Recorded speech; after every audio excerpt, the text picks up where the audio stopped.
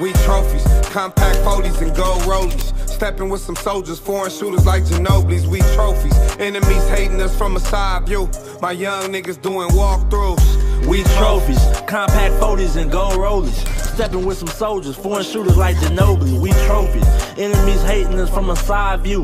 My young niggas doing walkthroughs. Fuck you gon' step with some broke angles. Take a picture of me, that's a cold angle. Soldier busy, bout to blow, I'm a cold bang you. Left, right, left, I bet the 40 spank you. And I ain't chasing the Grammy, I hope they understand me. Cause when we talking about bodies, nigga, I am a Grammy. Top tiers, hotels, I got the shooters on them. Long scope with a strap, I think it's Velcro. Shit ain't easy being busy, even Adele know. Me and Smurf on this track, bout to break carts. We doing hits out of Dodge Darts. Sock him out at the Walmart. If we talking ball, I'ma knock him out the ballpark.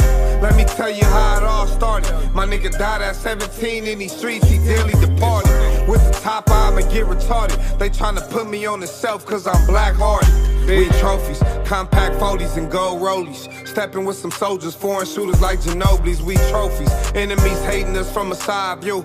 My young niggas doing walkthroughs. We trophies, compact 40s and gold rollies. Stepping with some soldiers, foreign shooters like Ginobili. We trophies, enemies hating us from a side view. My young niggas doing walkthroughs. We trophies, gold rollies and Glock 40s, they know me. And we be stepping like soldiers, they know we trophies. He steady talking out his neck, he gotta show me. Turn it down but sneak this in the homies. Come get a trophy. I'm on my lonely, it's just me and 9 double M. All for one and one for all, nigga, this double M. Tommy Shepard with this thing, I play a butter rim. Bust down workout before I ever hit the gym. All facts, no cap, busy here in all black. And I'm in that blue and gold, you know how the mafias roll. Fuck with real Compton City G's like Easy. Got love for my tenants, shout out to my nigga Beezy. You need me, I'm frontline. You know I run mine, I punch one of you punk ass rappers. That ain't no punchline. I said you need me, I'm frontline. And I punch one of you punk ass rappers. That ain't no punchline. We trophies, compact 40s and gold rollies. Stepping with some soldiers, foreign shooters like Ginobili's. We trophies, enemies hating us from a side view. My young niggas doing walkthroughs. We trophies, compact 40s and gold rollies. Stepping with some soldiers, foreign shooters like Ginobili. We trophies, enemies hating us from a side view. My young niggas doing walkthroughs. We trophies. It's a beautiful day in my neighborhood.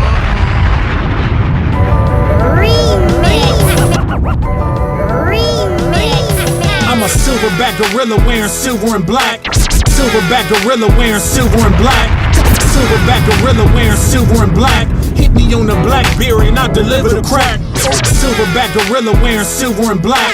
Hit me on the Blackberry and I deliver the crack. I'm in the Blackwood, spotted low, burning the backwood. I'm in the game now, so I'm a ball like Shaq would. Speaking of game, heard he trying to get me blackballed. The nigga mad cause I'm pissing on his black wall. I'm Shaq tall, so I stand out easy. Black talents in the clip that I hand out easy. Believe me, if you go fucking with my black pride, these black chucks going right up in your black hide. My black bitch looking like she out of Blacktail. She like black and catfish and bumping Maxwell. I lay you down like Vin Diesel off a pitch black, then watch you squirm like a weasel when it's pitch black. So kick back and catch a bullet from the black mag. I speak facts cause I put that on the black rag. Beautiful days, beautiful skies, red suns, purple nights. I'm beautiful in every car that I drive. It's a beautiful world. Beautiful girl with all red curls. She looks too good in purple. She's always wearing blue when she banging on the curb. DJ Warrior, Kelly Untouchable. Like Ike Turner, beat them till they chin is black. With a big chrome burner like on Men in Black. I stay stomping in my big black boots, who want a black eye? Slide through Compton, get the homie Colombo Black High. I'm at the swap meet buying black Pro 5. The swap heat with cuz for the black 4-5. The black Dayton spokes look like black licorice. The black label got your boy acting niggerish. The black Louisville will do your body bad until they put you in that all black body bag. At the casino playing roulette, you know I bet black. The El Camino supercharged and it's jet black. And when it come to kicking ass, I'm a black belt. You'll find me on Wissett Ave in a black belt, black socks, black vest made out of black mesh, and a black block to put your mama in a black dress. Beautiful day, beautiful skies, red suns, purple nights. Beautiful in every car that I drive. DJ Weird. Beautiful world, beautiful girl with all red curls. She looks too good in purple of pearl, but she's always wearing blue when she banging on the curb. It's a beautiful world, beautiful world. Okay. Scranton's kid, baby. DJ Warrior, Cali Untouchables.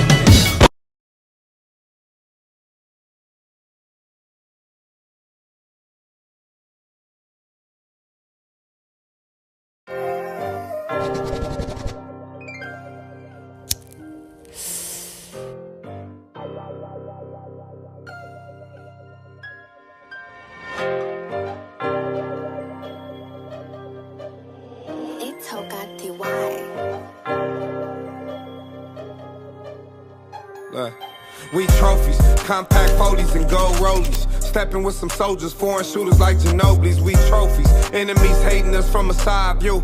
My young niggas doing walkthroughs.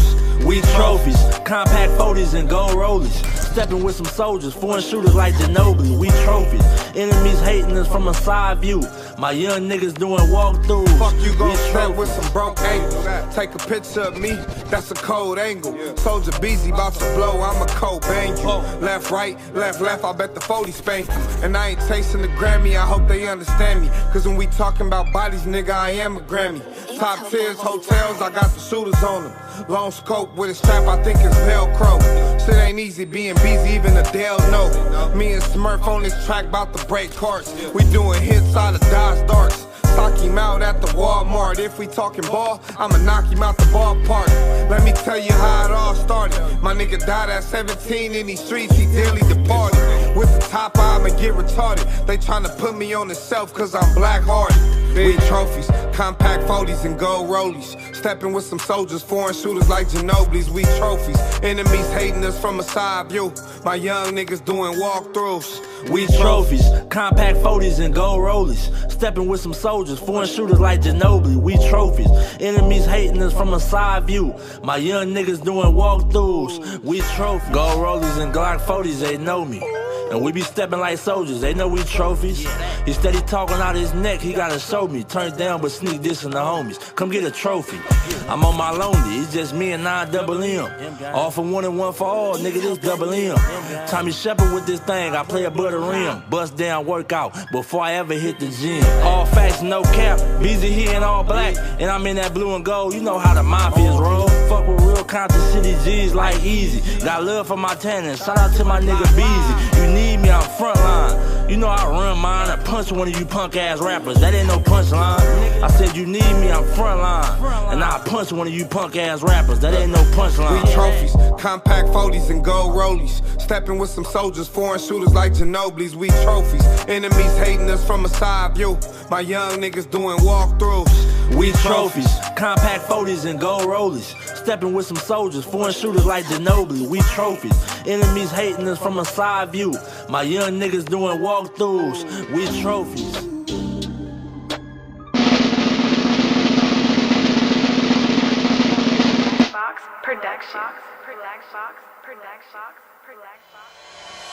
It's point blank, through no subliminal dissing. When I listen, I can tell you never been on no mission. Sticking to the script, don't care if I offend you. Neighborhood crib, the marathon I overlook my competition, never seeing them. I done train my mind that I'm going. You could tell by how I walk, talk, I'm a boss. A east side millionaire, homie, what you thought? My life is a movie. They can't get close to me. They mad cause they can't be. I'm everything that they wanna be, yeah.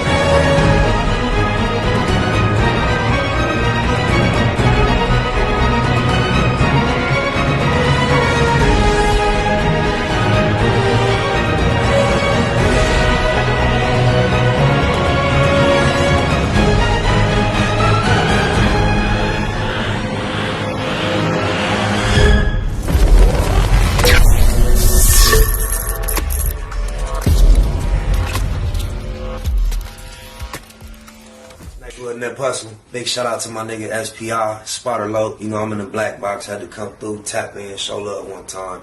Yeah, y'all make sure y'all subscribe. Stay tuned, all that. Nate Bud, C-Mac, shout out my loc, Spotter Low, cuz. Nate Bud, on Hood. It's a beautiful world. You fight me? Fight, crib. In the words of Spider Loke on my mama's It's mom. the homie cook-up boss, goddammit, Cub Low.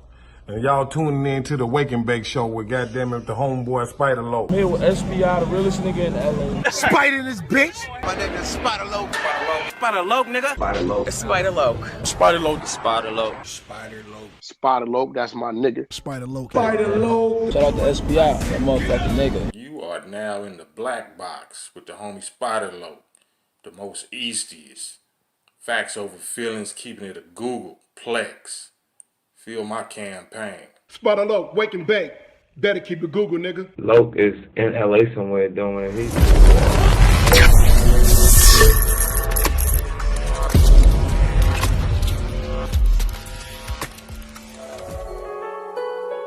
Google gang, straight legend. Google gang, SBI. Google gang, Google gang in here. You better keep that shit a Google when you mention me. First sign of disrespect, I'm turning Hercules. It's gonna be a lot of shirts press, rest in peace. Keep it a Google, better keep it a Google. Keep that shit Google when you mention me. First sign of disrespect, I'm turning Hercules. It's gonna be a lot of shirts press, rest in peace. Keep it a Google, you better keep it a Google.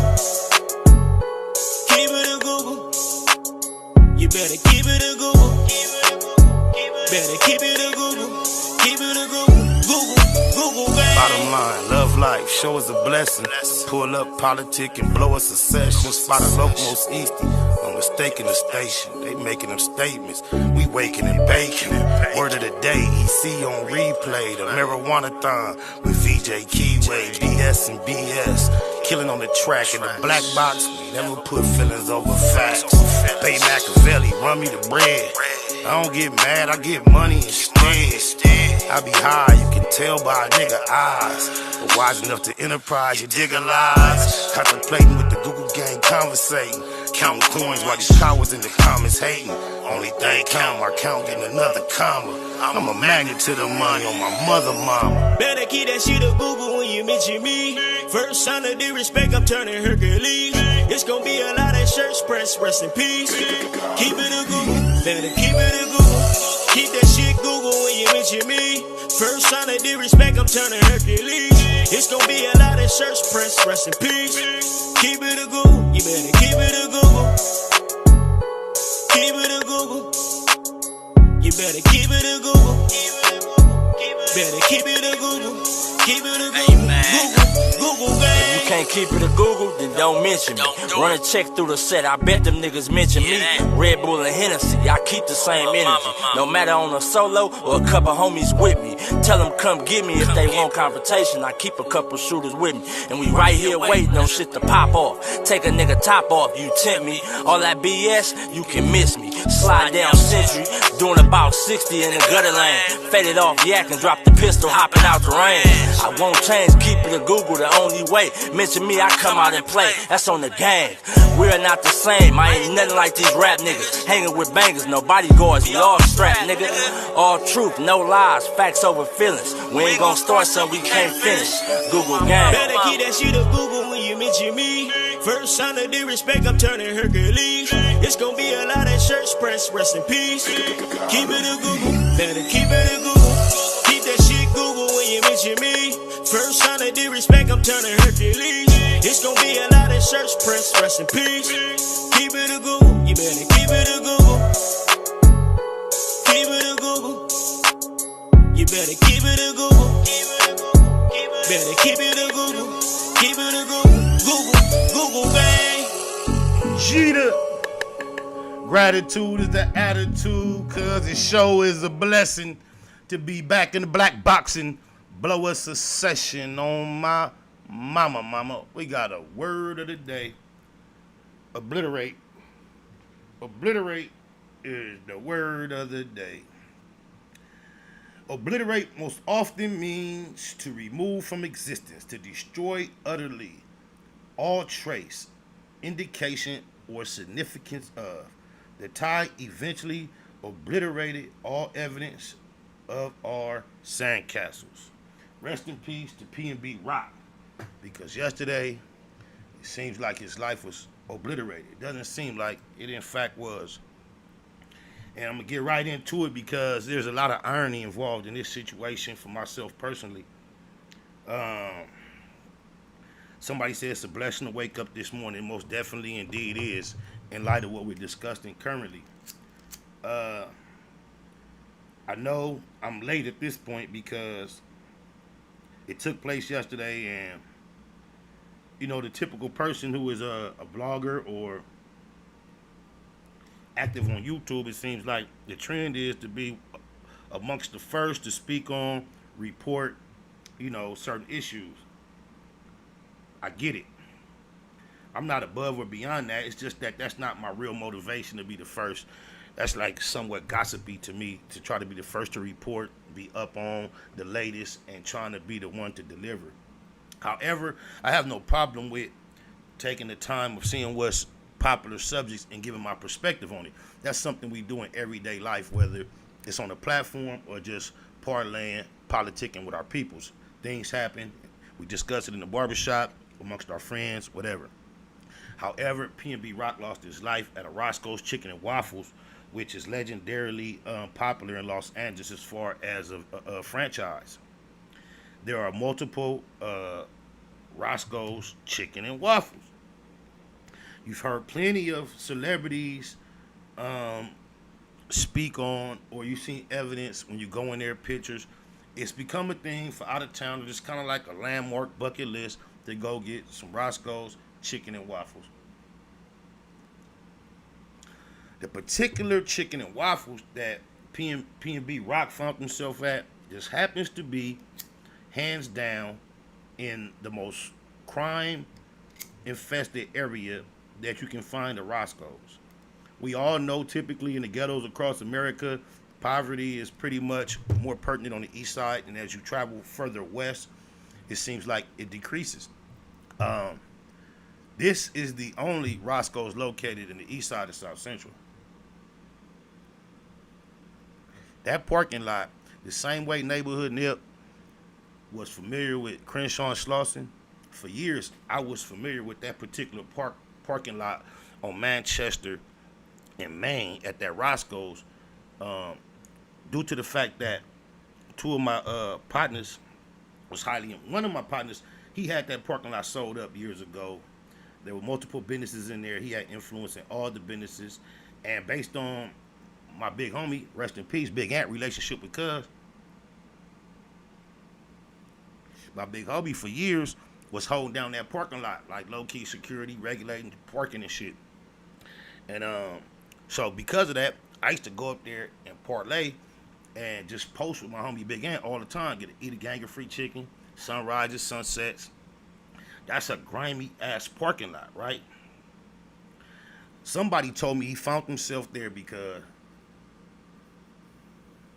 nobody didn't tell me. I heard it said that he found himself there because it was indeed the closest Roscoe's to the airport. I beg to differ with that. I couldn't imagine that it's closer than the Inglewood location. I don't know if someone told them the closest location was on Manchester, because I believe the Inglewood one is on or off Manchester as well, just way further west, and somehow they got confused. But they told me the boy PnB Rock used to stayed out here for a while, so I couldn't imagine him getting confused. At first I wondered if what Sauce Walker said about he fought for his jury and he ain't going, he ready to die for it, I wondered if that kind of motivated Cuz' actions. Then I heard an interview he did recently before passing with academics where he was talking about going through something similar in Los Angeles. And although he didn't go extra rah-rah, I guess whenever the people tried to get at him the last time and he finessed his way up out of a confrontation, it seems as he was talking to academics kind of boastfully, like they realized I ain't on that. He wasn't being too bold, but he was kind of insinuating that due to the way he reacted, responded, and the way he stood firm is how he avoided a tragic situation the last time.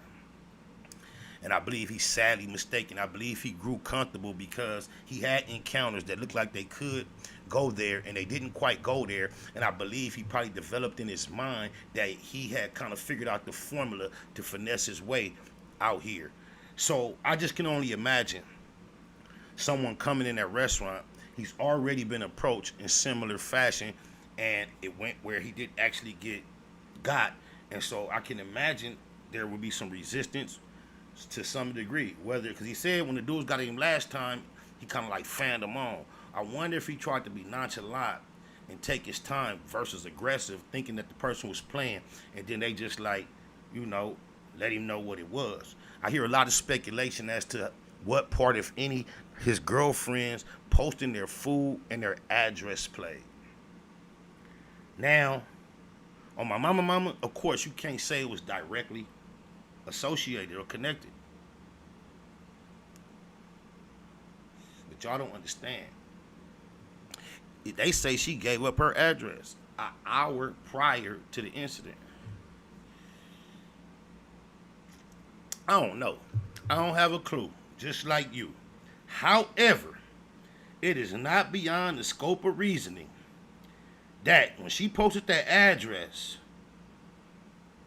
somebody realized where they were and somebody came after them, cuz that is highly likely.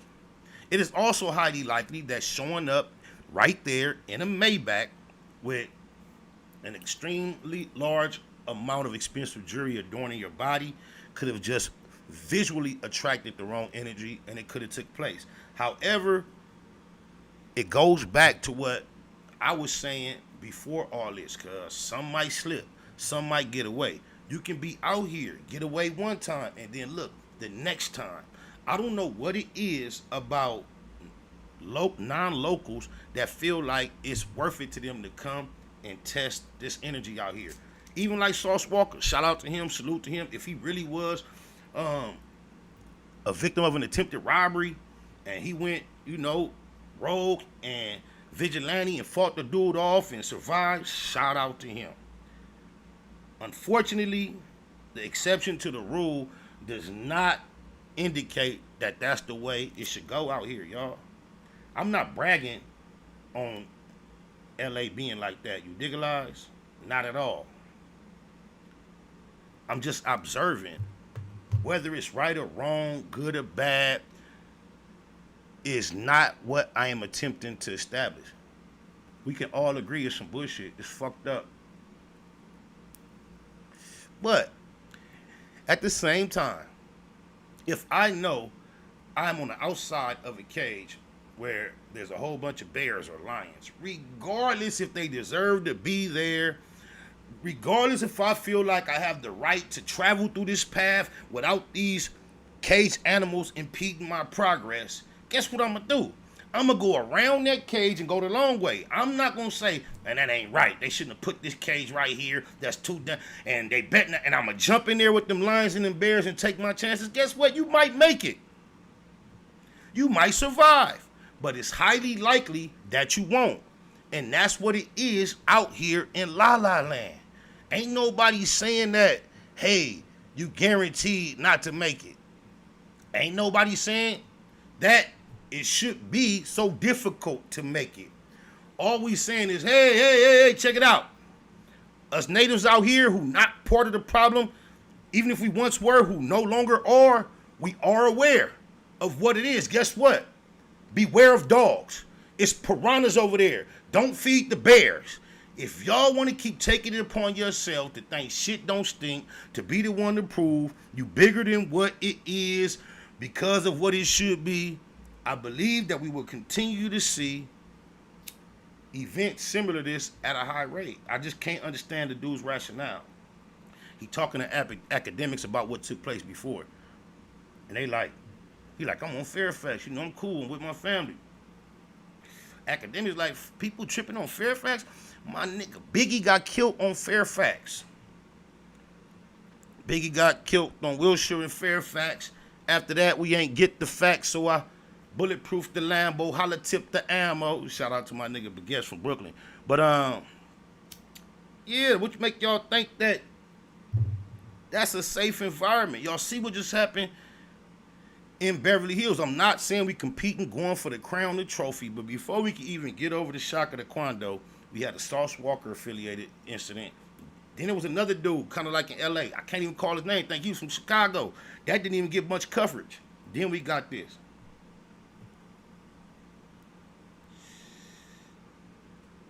Look, I'm not putting no jacket on her, not claiming nothing. But for everybody trying to clear the female name, saying, oh, she's traumatized, everybody make a mistake. It's 2022. You with a high-profile cat.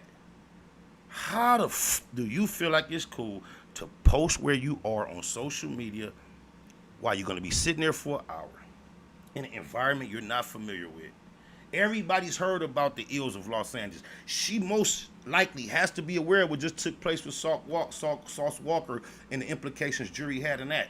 Listen to what he told academics. Last time he found himself in a similar situation, he was with his female. He said it almost happened. He wiggled his way up out of there. And as he wiggled his way up out of there, he gets Shorty down. Guess what she suggests? Let's stop again. And as he stops again, according to him, the same people that was on his bumper a little ways back get right back up on him. And they kind of continue the altercation. He had to finesse his way out deeper. And everybody already off top want to give her a pass. I'm not passing no judgment on her either way, guilty or innocent. So therefore, she don't get no pass and she not held accountable. But as you pay attention to everything that took place, how are you going to just exclude the most suspicious element of the situation?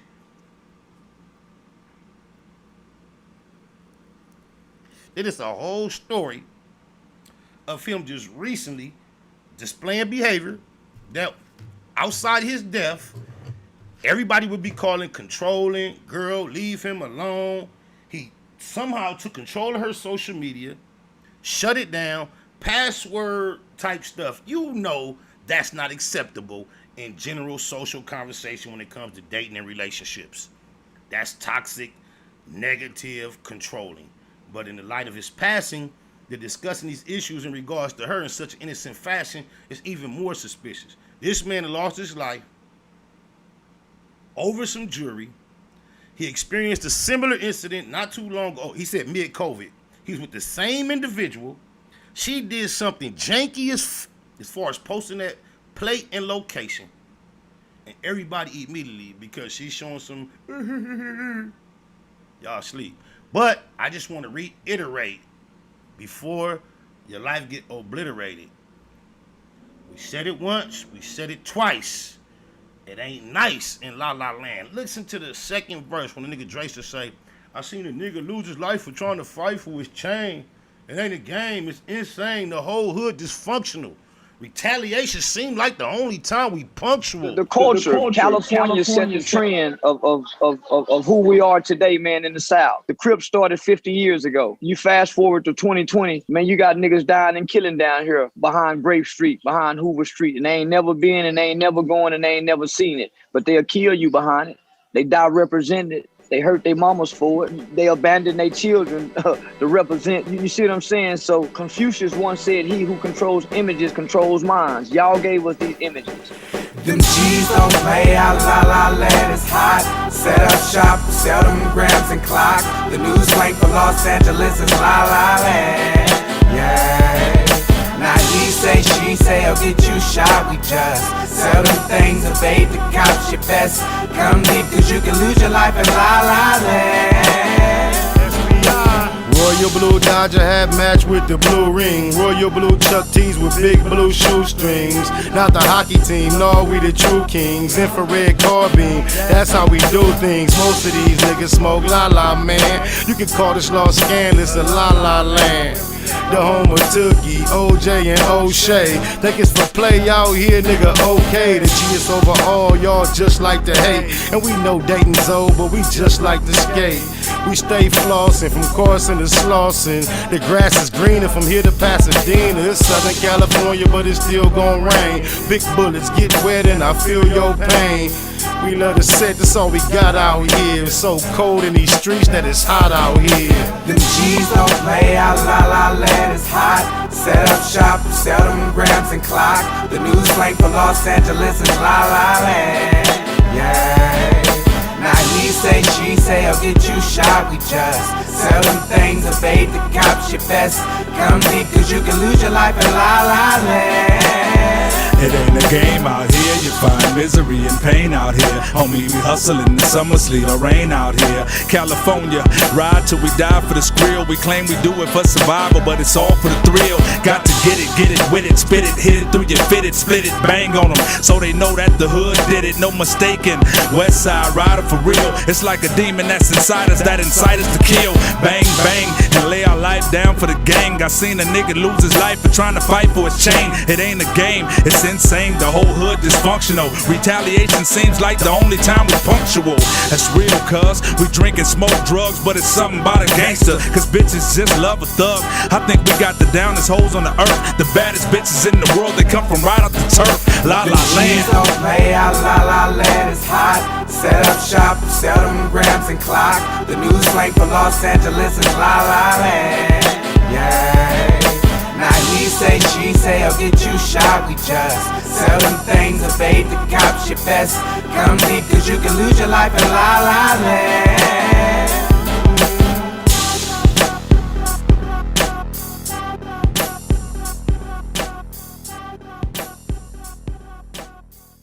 Man, let me see. 314 Mike talking about the crazy thing is 6ix9ine played out there so much and ain't nothing happened to him. We only do this to each other. Man, if you don't get out of here, knock it off with that weak shit. Let 6ix9ine go sit down in an hour in Roscoe's on the east side and post his location. Shh. You making comparisons that don't even equate, man. Just talking out your neck. Oh, my mama. What's cracking with Ray J, cuz? On my mama, I ain't giving a about who never have been.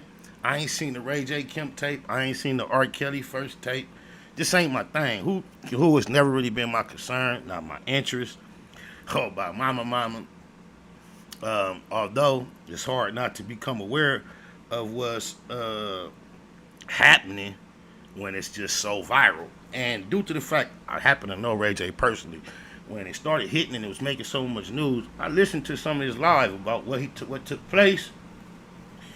So I heard a lot of the points he was making. I ain't gonna lie, on my mama, I know why he upset at these chicks, Chris and Kim. However, I cannot condone him going out here telling all, trying to pull the curtains back.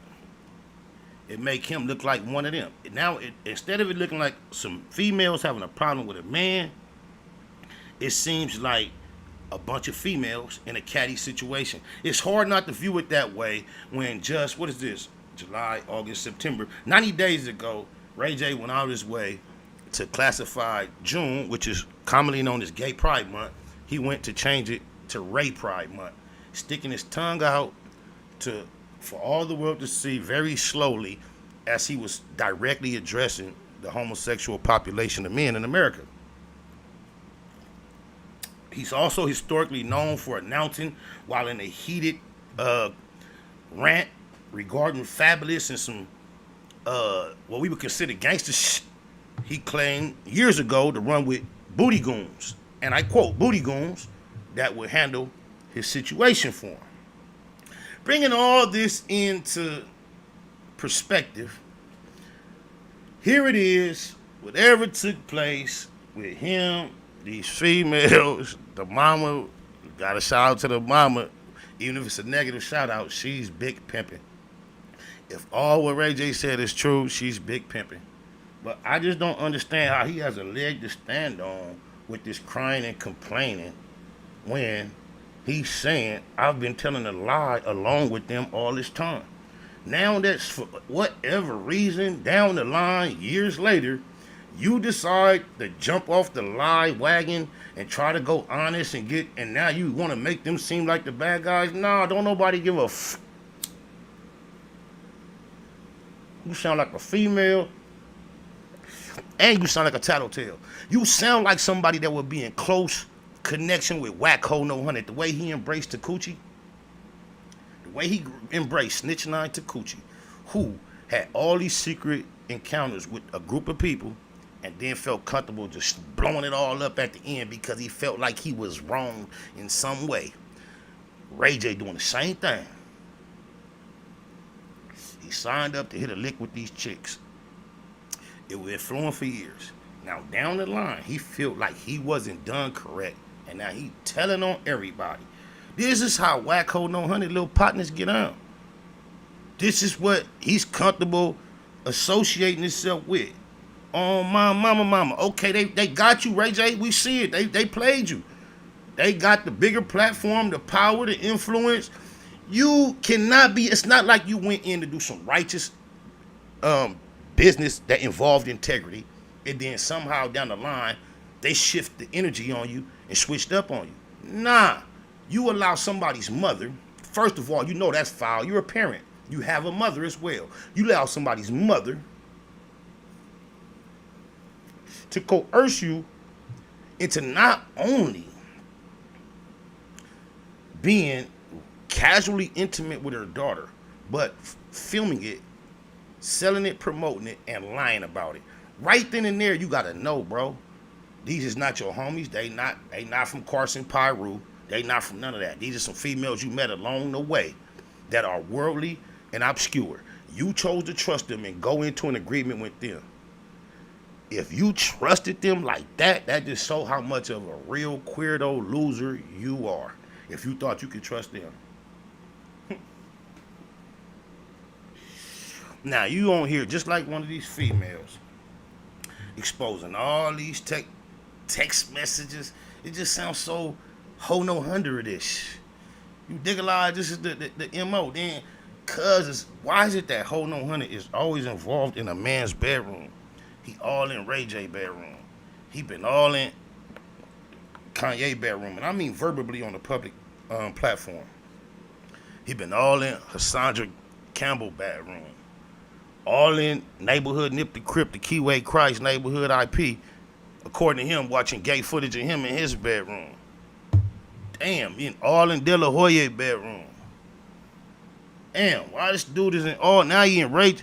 What's up with this dude and his obsession with, because I see him all over the internet speaking about what and why Ray J did what he did in regards to Kim K. I don't know, man. What y'all think? Do y'all think it makes sense for him to be going on here kissing and telling and trying to prove that this is that and that and that because these females played him? Or do you think he supposed to take it on the chin, lose or win, and just try to get his get back if he get close again? He tried to bring his sister into it as if the reason that they worked his mom and his sister out some bread is why he going off. Now look, I can understand a nigga being indignant and on one because you worked my sister and my mama. Shout out to Brandy. Hey, boo. Remember me? I'll just play. But anyway, you work your sister and your mama out of almost $500,000. I can understand you saying, F you. But the only tactic you got is to go expose your pillow talk. It don't make you look no better admitting and agreeing to that you was lying to the whole world in the first place. Y'all was in on it together. Do you know how many deals the world have watched go by? How many plays that they have seen and the fix was in and we still don't know to this day? How about the moon landing? You still believe in that? I'm just saying, if it ain't true, ain't nobody telling. Why is you telling, Ray J? Anybody. That's why I don't feel bad for Danny Boy telling on you, Ray J, saying y'all used to do it back in the day. Because you telling. Danny Boy feel comfortable. Who feel comfortable just speaking about bedroom, past this, past that, other than them type of guys? Danny Boy, Ray J is that type of dude. You play yourself when you publicly show more emotion toward any female than she's showing towards you. Kanye did the same thing when they was going through their divorce. And here you are, Ray J, claiming you hit it first, but you still having a mental, emotional breakdown behind the whole scenario.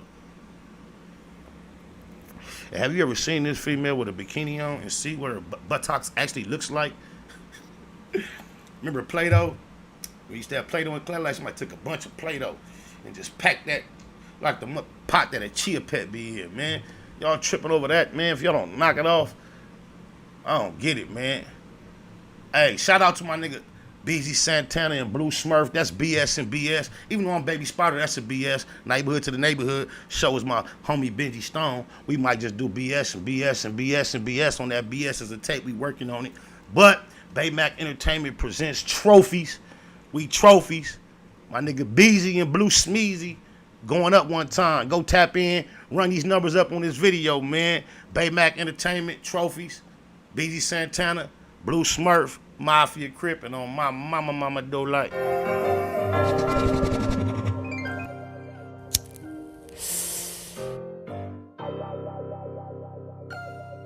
It's the latest. It's the latest. Blue Smurf, 2 M's, coming east side. Lock to my loops. On my mama do like.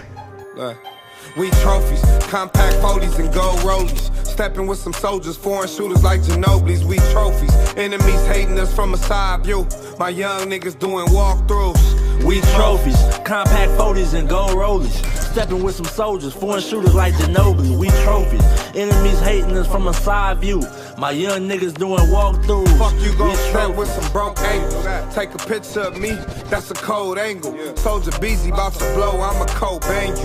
Left, right, left, I bet the 40 spank you. And I ain't tasting the Grammy, I hope they understand me. Cause when we talking about bodies, nigga, I am a Grammy. Top tiers, hotels, I got the shooters on them. Long scope with a strap, I think it's Velcro. Shit ain't easy being busy, even Adele know. Me and Smurf on this track, bout to break carts. We doing hits out of Dodge darts. Stock him out at the Walmart. If we talking ball, I'ma knock him out the ballpark. Let me tell you how it all started. My nigga died at 17 in these streets, he dearly departed.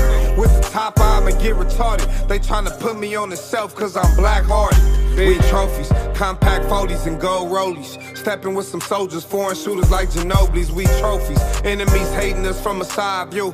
My young niggas doing walkthroughs. We trophies, compact 40s and gold rollies. Stepping with some soldiers, foreign shooters like Ginobili. We trophies, enemies hating us from a side view. My young niggas doing walkthroughs. We trophies, gold rollies and Glock 40s, they know me. And we be stepping like soldiers, they know we trophies.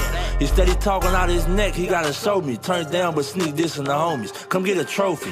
I'm on my lonely, it's just me and 9 double M. All for one and one for all, nigga, this double M. Tommy Shepard with this thing, I play above the rim. Bust down workout before I ever hit the gym. All facts, no cap, busy here in all black. And I'm in that blue and gold, you know how the mafias roll. Fuck with real Compton City G's like Easy. Got love for my tenants, shout out to my nigga Beezy. You need me, I'm frontline. You know I run mine, I punch one of you punk ass rappers. That ain't no punchline. I said you need me, I'm frontline. And I punch one of you punk ass rappers. That ain't no punchline. We trophies, compact 40s and gold rollies. Stepping with some soldiers, foreign shooters like Ginobili's. We trophies, enemies hating us from a side view. My young niggas doing walkthroughs. We trophies, compact 40s and gold rollies. Stepping with some soldiers, foreign shooters like Ginobili. We trophies, enemies hating us from a side view. My young niggas doing walkthroughs. We trophies. Oh, my nigga Baby Bo, Slowpoke in the chat room. One of my original Rip Rider partners. One of my cousins. I helped raise a grown-ass man. Did about down there 20 years. He out.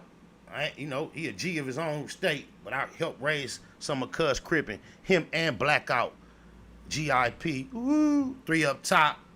Oh, my bad. I forgot I had y'all in the black backs. I see you, caller 717.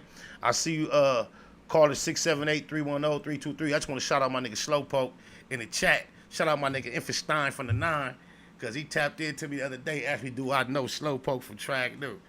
I'm like, what kind of question is that? You work with the homie, cuz? He told me he was over there in the section with y'all the other day. Shout out Infant Baby and Lil Marston from 69th Street. Neighborhood to the neighborhood. Shout out my homie Nina Boy from the 9-2. And my nigga Doughboy doing that stretch on the set. Them is just a lot of my real closest homies from the Nina. And Slowpoke, what it do, cuz? Matter of fact, I ain't gonna even do that. 717, we online right now. You already know what time it is. Rest in peace to PnB. Ray J on some bush. And we in the black box politicking. You dig a lot? Hey, I just wanted to. What's up, Lo? What's happening, Loco? I wanted to say, as men, you know what I'm saying. We must move with logic. Women and children can move with emotion, but as men, we must move with logic. Now, as far as Ray J, he was real emotional.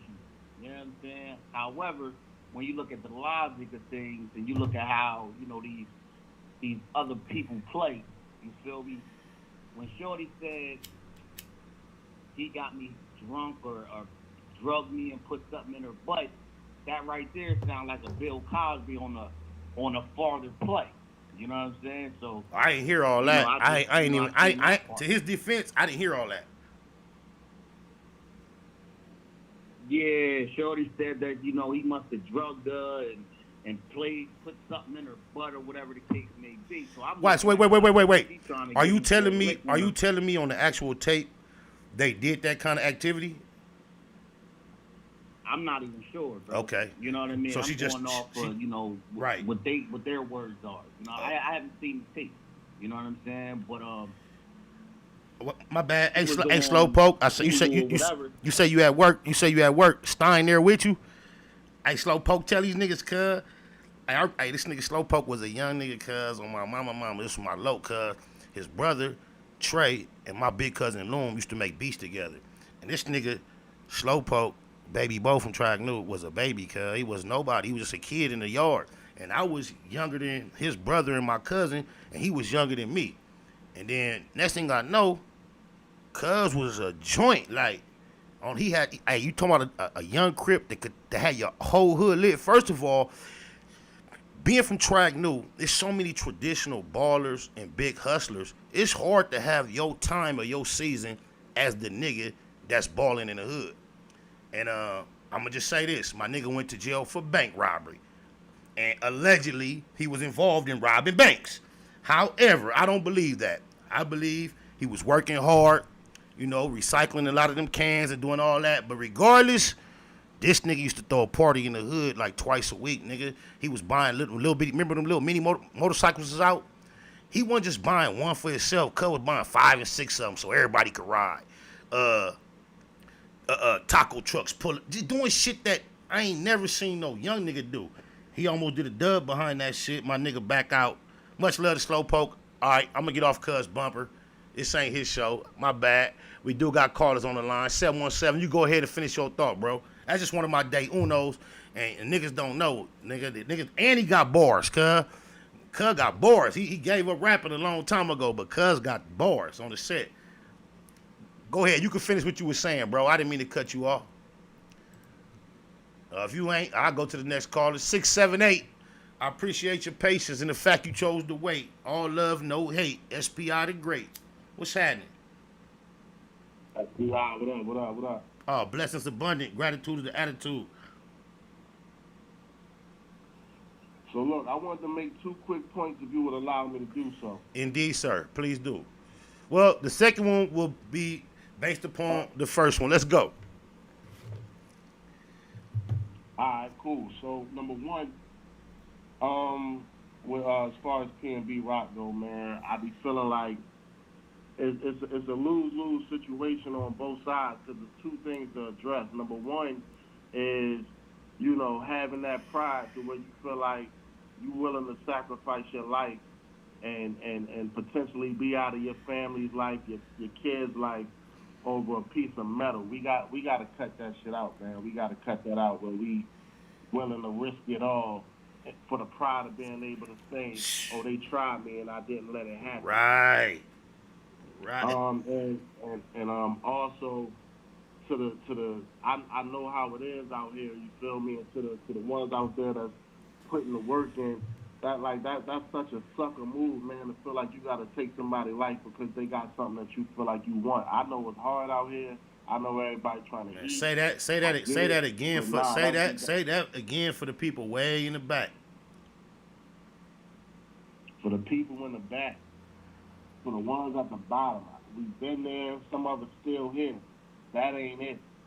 It ain't worth taking somebody's life, and it ain't worth risking your life because you feel like somebody else got something that you want. Go get it. Go find a way to go get it, but that ain't it. You know what? You know what really shocks me is that the type of items that they targeting, they have a retail value that we all are aware of. But do you know how extremely rapidly the price decreases when it hits the black market? So they not even taking a chance.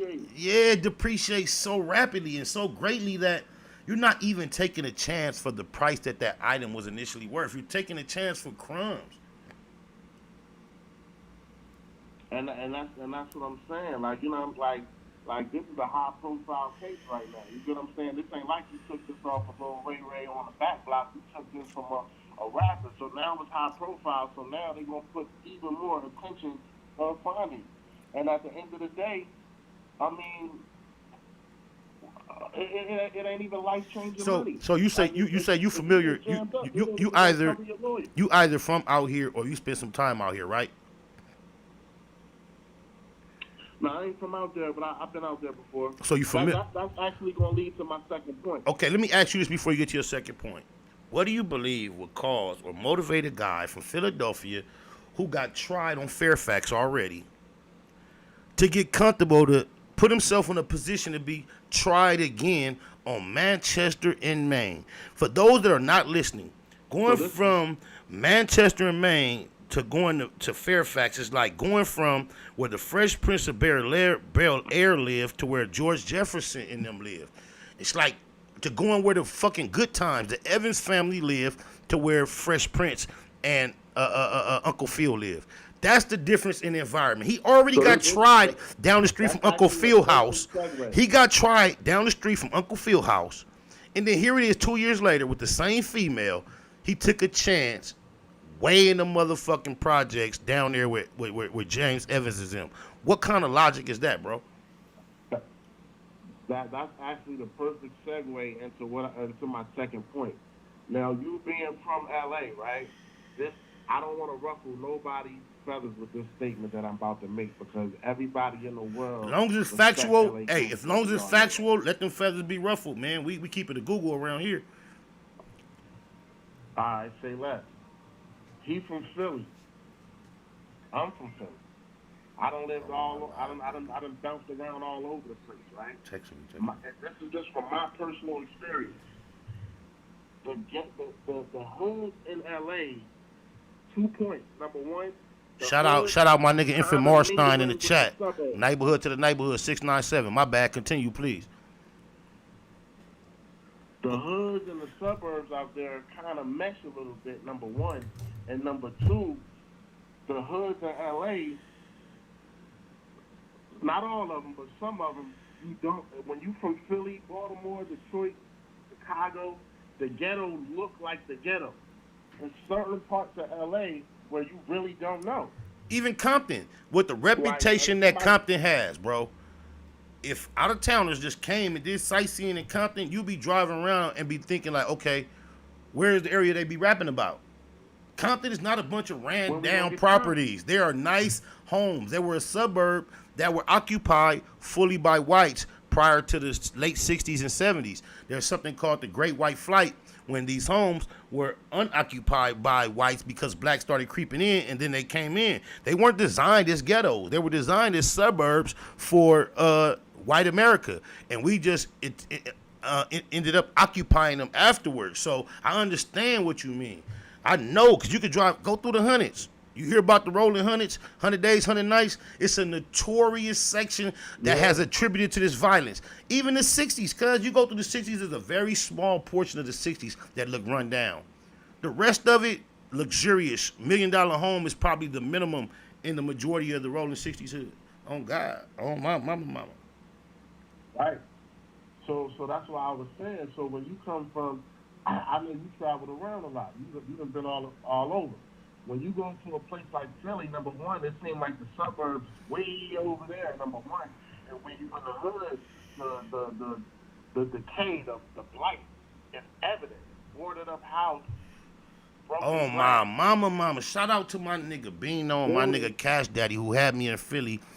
Bro, the ghetto is the ghetto in Philly. You ain't seen no ghettos till you got out of California. We really don't have a ghetto when you go compare our ghetto to the ones I've seen in St. Louis, the ones I've seen in Louisiana, Mississippi, when I went to go travel to support the Gen 6. You see ghettos. We don't really have a ghetto out here. I understand. Yeah, Philly. Yeah, so that's why I didn't want to ruffle no feathers when I said that, because like I said, poverty is poverty, and we all. Nah. Your point is observed, accepted, and noted. I got a lot of callers. I appreciate your position. So you don't have to go nowhere, but let me get to some of these callers, and you welcome to hang on, or you can go. All right. Much love. 304, you next. Then we got the 601, the 323, and the 661. 304 area code. Now I ain't calling you no. What's happening, homie? And ain't none taken, man. I know where I stand as a man, but thinking about the PN, the Rock situation, man. You know what I'm saying? Rest in peace. Like that shit was hectic right there. Yeah, R.I.P. the Rock. What are your thoughts? What are your thoughts in relation to just the headlines that involved Sauce Walka so recently? I detect from your voice you're not local here.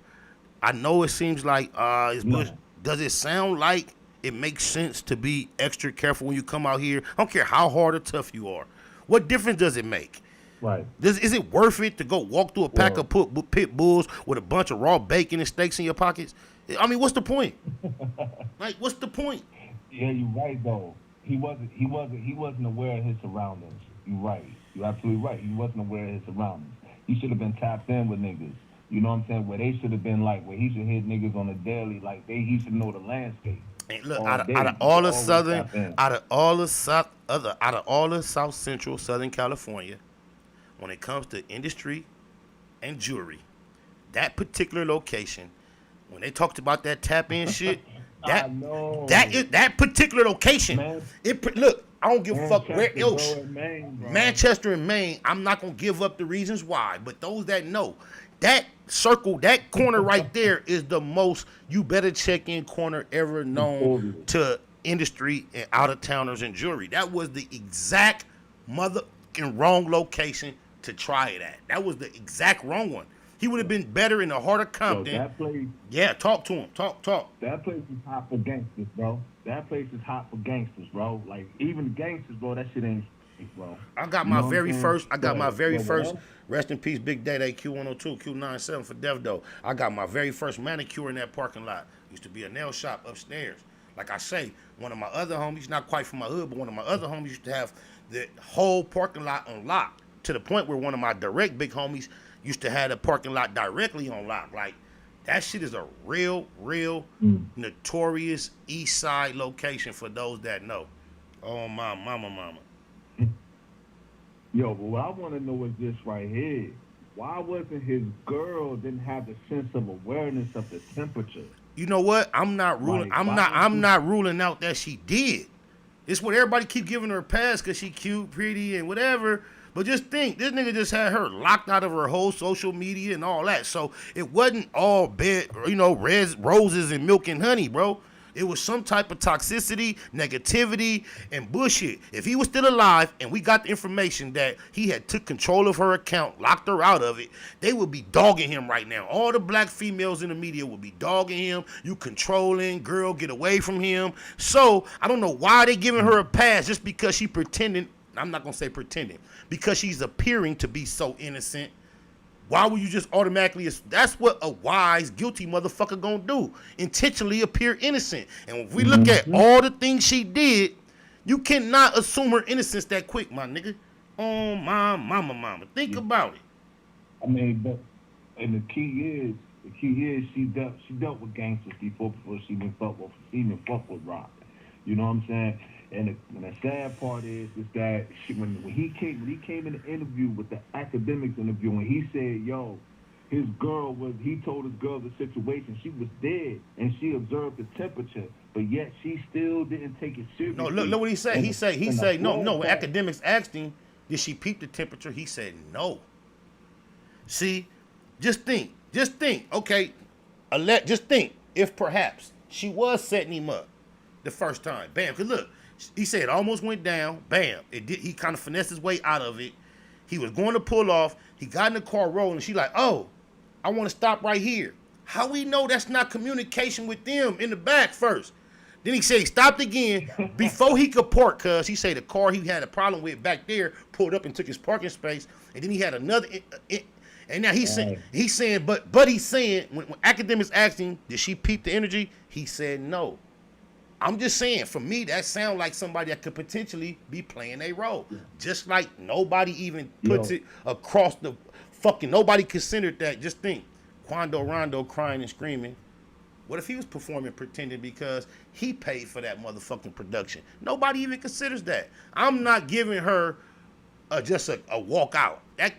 We always talk about and rap about how scandalous these females can be and how little you are supposed to be able to trust them and how the back door and the setup is always in play.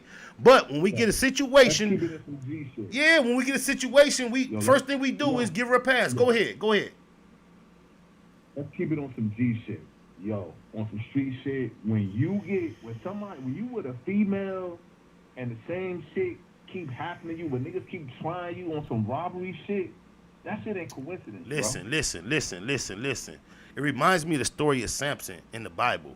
Samson, according to the Bible, was the strongest man ever lived. He was the reason why God's nation could not be with by none of the enemies. He fell in love with a female from the op side that he wasn't supposed to with. He was told this since birth. He also was told since birth that the reason why his strength will be maintained as the strongest man that ever lived is because of covenant with God and the fact that the symbol was to never cut your hair. He had long locks, indicating he was melanated amongst our tribe. He had long locks. The strongest man known in history. All the nations that didn't get along with God and his people were scared to fight their country because of this one muff. He was a cold nigga. They say he used to tie a gang of motherfucking wolves or oxes together by their tail and do some way out shit. Kill oxes with all type of shit. He was just a cold nigga. So bam, just check him out. Check him out. This female, PnB Rock, baby mama, multiple times, like you say. Same thing keep happening, same multiple times. She kept asking him, Samson, why are you so strong? And he would always lie to her and tell her because he knew it was a secret. He wasn't supposed to tell. So she would say, Samson, why are you so strong? Because she would ask him so much. Guess what Samson did multiple times? He told her lies. He said, you know what? This is what the secret to my strength is. If you tie me up with these certain type of ropes, I would be as weak as a baby. He told her different shit like this multiple times. Every time he told her something like this nigga woke up the next morning in the condition that he described to her that would render him weak. And he would laugh it off and beat the people up and ha ha ha ha. And this nigga eventually, guess what he did, my nigga? She just kept begging him. And eventually this nigga told her the secret. And one morning he woke up bald-headed with his eyes poked out. So, like, I just said all that to say, like you say, if certain things keep happening associating with the same female, it would make sense to take note. Take note. Everybody want to give her a pass, but without saying she's guilty, how do you give her a pass that quick? When he say he got robbed with her once, almost, or got pressed, and right when it was over with, he's almost fleeing. She motivated him to stop, and the energy caught up to him again. It didn't go bad. Now here it is. He's with her an hour before he lost his life. She posted his location while he was in the Maybach with expensive jewelry on the east side. And guess what? When he was down there on that floor leaking, fighting for his life, I didn't see her nowhere around with no assistance. No, not applying pressure, trying to save him, or none of that. Like, you know what the sad part is? Yo, the messed up part is this right here. I feel like that wasn't no robbery. That was his ops. Because I feel like, because look at it like this. The robbers, he wasn't even posting on social media. They was following her social media.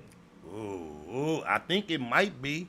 It might be the same people that was giving. Oh, that's deep. That's deep. But That's, was following but look, her social but media. look, that's She could've been- that. I'm not she could've gonna been draw black dude. I'm not gonna draw none of those conclusions because as a native of this area, y'all got to understand where he was at, and it's not just that he was in the ghetto. In South Central, he was in a particular area. 601 area code. You in the Black Box Live. I see you callers. I appreciate your patience. If y'all can hang in there, I'm gonna get to all y'all. 323-661-619. I see y'all on my mama. 610. It's on you. You on here with me and a couple of my partners. Hey, Spider Love, what's going on, brother, man? Appreciate you allowing me to come on, man. Just want to take a different look at this thing, man. More so as a warning to out-of-towners coming in to LA, and then even those that's living there. I just told when I saw the story last night. I was born in LA, but I moved to Mississippi. But I told my 3 boys, I said, listen, it's nothing wrong with having nice things, but we got to be wise on what we have and where we're at. I said, if somebody got a gun in your face, I said, it's okay. I said, and many times pride will stop people to say, man, I'm not going out like no chump. I'm not going to be played. But you can replace a chain or a watch, and I'm not shaming a victim. No, talk your talk. This is what I told my boys. You can replace material stuff that you work hard for, even though it's a hurt piece to your pride to say somebody took something that I worked hard for, but you cannot replace a life. And my boys was looking at me like, well, Daddy, what? I said, when in that case, if somebody got the drop on you and you don't have nothing to protect yourself, don't be a tough guy. Give it up to live. And Amen. It was like, okay, I get it. And, Amen. And I grew up in LA, but my older brother, he gangbanged. My 2 younger brothers, they never was in the streets. I was always trying to holler at the ladies, and I'm like, man, I'm not trying to be out here in the streets. But my brother was like, we live in LA, and you got to be tough. You got it. And I'm like, I'm not trying to be outside. I'm like, as Nip said, man, hey, stick to the books because the streets ain't for everybody. Oh, that was me. I want to stick to the books, and I don't knock anybody that's in that life because of people that was not born in LA. They're like, oh, well, that's stupid. What y'all doing? But when you born in it, it's not like you just woke up and say, yeah, I just want to be destructive. This is your family members and your uncles and your daddies and your cousins. And I was fortunate enough for my granny to, because I ran away from home just trying to live a better life. And granny took me into Mississippi. And it was that moment when I was 16 that I realized, man, it's a whole nother life out here than the section that I was in and the areas that I was in. Because at that time, I just thought this was normal. When I got to Alabama, at the age of 17, and realized that hundreds, if not thousands of black people could gather, drink, party, hang out without no bullshit, it blew my mind. I'm like, whoa, for real? Nobody walking around this motherfucker asking you where you from? Totally different problem. Yeah, I understand, bro. And I've long felt horrible for our condition out here.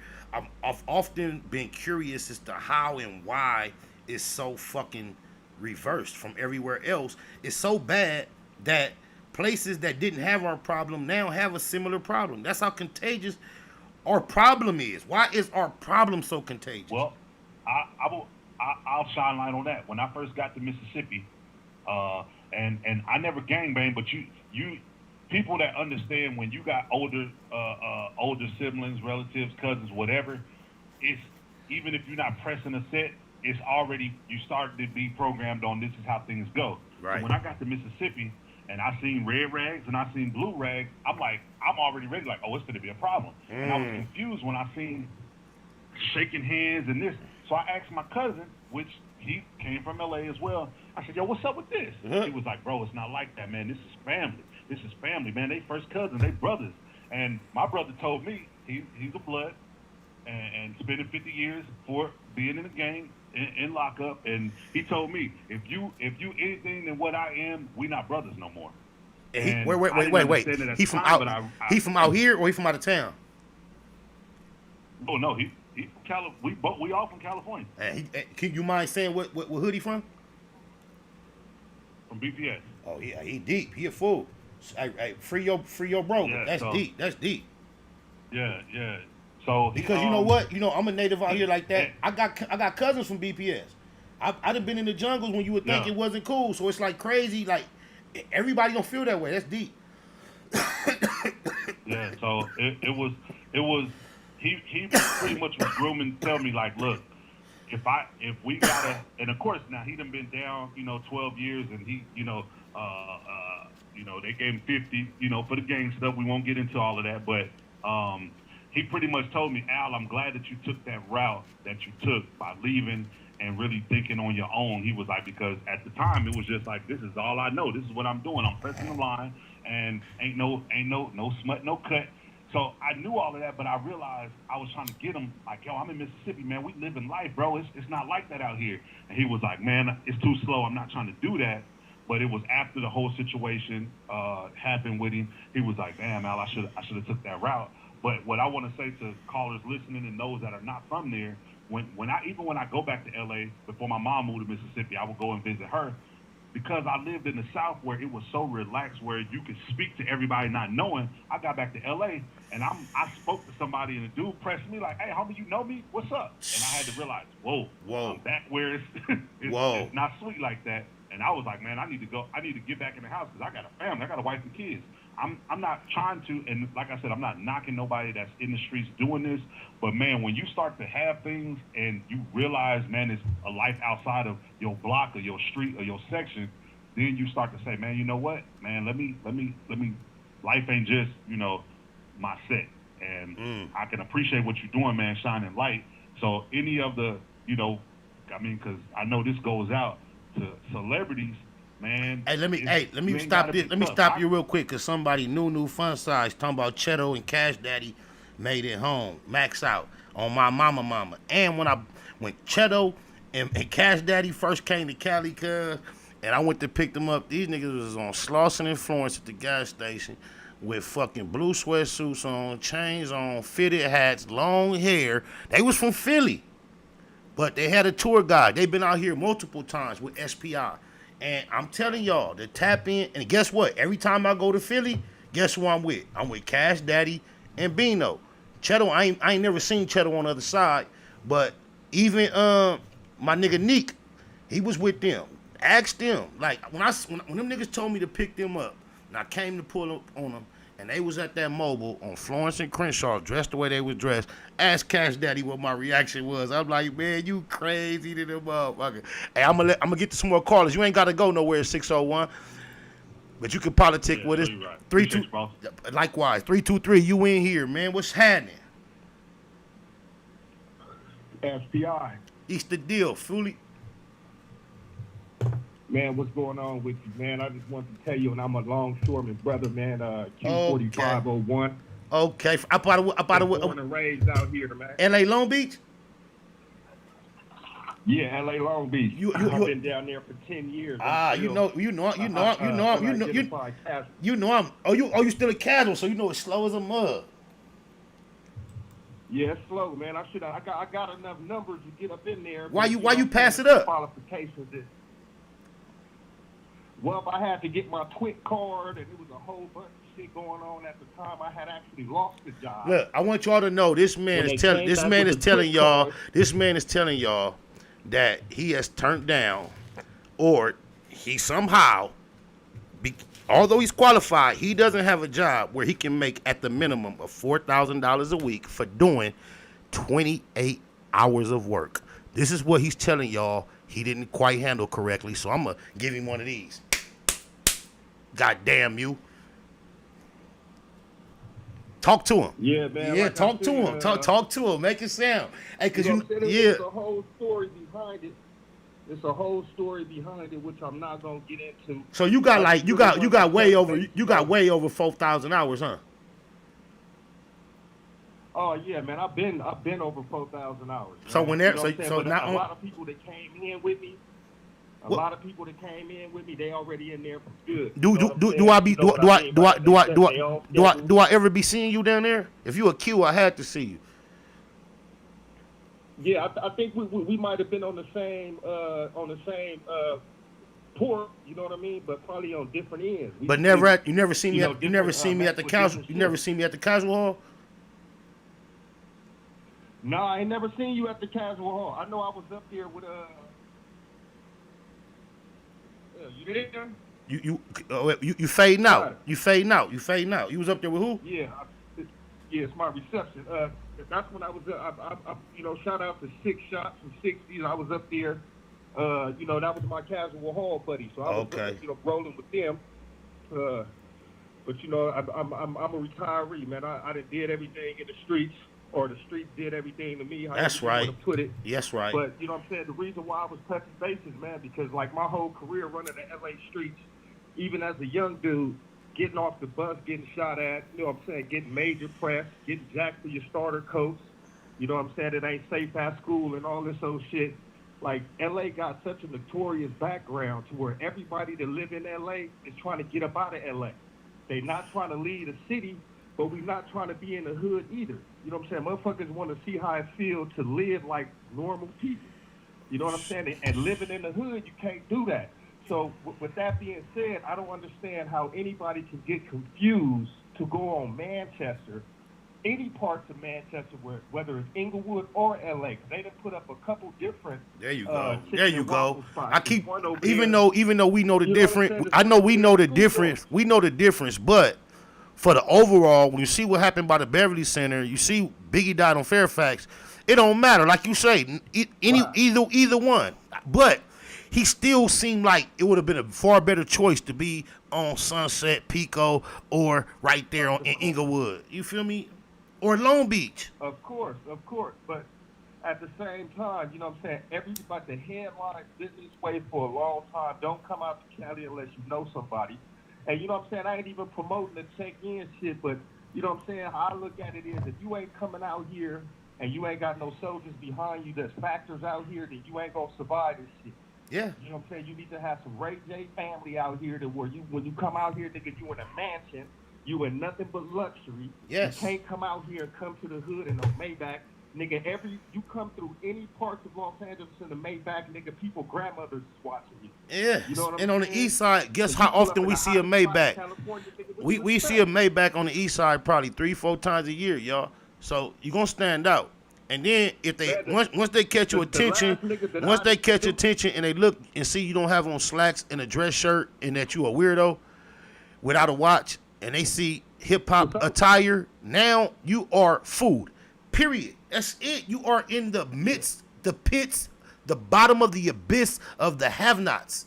What do you expect? I don't get it. I don't get it. Niggas is starving. I do want to say rest in peace to that dude. Likewise. I hope his family can, you know what I'm saying, overcome this hurdle. You know what I'm saying? I should have said that first. You know what I mean? It's a tragedy. Another young black man down. He could have opened so many doors for so many people, man. It's a shame.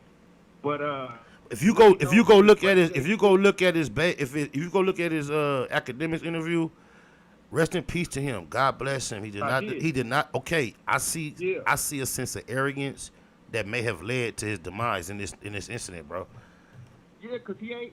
Hey, I don't mean no disrespect on me either. No Philly dude. Please don't. I like $1 million worth of game. I like when Gilly came out here and fuck with them. So I ain't got nothing. Like, I got a lot of respect. I ain't never been to Philly, but I got a lot of respect for the Philly cats. You know what I'm saying? For real.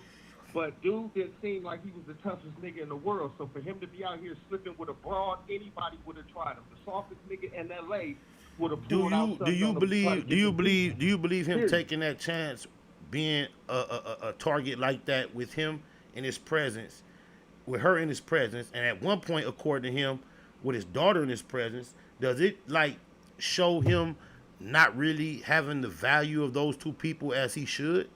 Because it's one thing to be out here by yourself, but to have the two most feminine, precious entities in your life around you and still having that same... Exactly. And I don't even want to do the respect for just, you know what I'm saying, human beings, period. I don't even really want to speak on how a nigga gonna have his loved ones out in the field like that, because I ain't even got no money like that. I'm a regular nigga, and I wouldn't even take my family to certain stores or certain restaurants. I'll pick that shit up myself to go, because I know how treacherous the streets are. You know what I'm saying? It don't matter what. And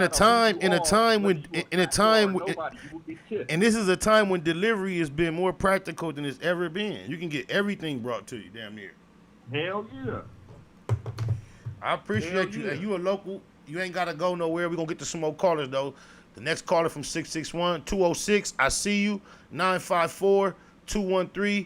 Appreciate you, Spider. Likewise, loved one. 619, I see you as well. Matter of fact, it's on 619. Let go, Sandy, let go my ego. Bitch! What's happening? I think these niggas see Nipsey wear all them chains out here and get away with it and think anybody could do it. Even though he lost his life in a peculiar way, he could wear them chains for a reason. Oh, my mama. 661 area code. You in the black box with VJ Keyway. What's happening? What's happening, man? It's his man, Spider. What's Cuz, look, I'm way behind. Not only you, we got about 5 episodes that have yet to be released, so let's not discuss that. Salutations to you, my soldier. All right, salutations, soldier. What's happening? What's happening, loved one? Break bread with us. I'm good, man. Check it out, man. Hey, I'm here to talk about the Rock situation, man. Okay. You know what I'm saying? I sent you a video. I posted a video on TikTok probably about 5 o'clock this morning. Oh, I didn't get it. I didn't catch it. Man, I don't want to keep reiterating what y'all saying about that being a dangerous spot because that's what it is. I've been to the motherfucker once in my life, and I had my hand on my trigger the whole time I was up in there and my back to the wall. Couldn't enjoy your meal. How that spot is set up. Couldn't enjoy your meal. You know and y'all, look, this a dude when you see him, you wouldn't you could. This a dude when you see him. He not worried about no one man confronting him. I'm telling you, I don't care about size, shape, nothing. One man confronting him, he's not worried about it. He's a real alpha male out here. He's a gentleman, but even him, look what he's telling y'all. Go ahead, talk your shit, hit man. Listen, man. The fact of the matter is this: what we also, and what I spoke about in my video is this: yeah, his woman is suspect, but guess what? He game goofy for not being able to check his woman about doing the things she was doing and putting their lives in jeopardy. You know what I'm saying? Yes. And that's what a lot of these dudes get caught up, man. They allow these females to put them in positions that's detrimental to them. You know what I'm saying? Because you already hit, because you spoke about it and you made precise conversation about her not being up to par in that type of situation. And you allowed her. But he's saying her not up to par, and he automatically accredited to her ignorance and naivety when it all could have been her plotting. If she ain't had her social media all this time, the day she get it back, somebody get the drop on him, and he claimed the last time somebody almost had the drop on him, she was with him. When it was over with, she motivated him to stop again. They caught back up to him. Now her social media been gone, and the motherfucking day she get it back, bam, somebody get the drop on her. I don't know how everybody is just ruling. How do you just rule her out, bro? How? That's the point I'm making. That's the point I'm making. If you was already hip to this script, why is you allowing it to go down? That's my point. You see what I'm saying? If you already hip to this script, why is you allowing it to go down? Look, anytime you think you got control over a female life to where you can take her IG, change her password, and then come back to the world and say, I had to, y'all. She all mine. If you are foolish enough to think you got that much control over her, you foolish enough to trust something that is extremely untrustworthy.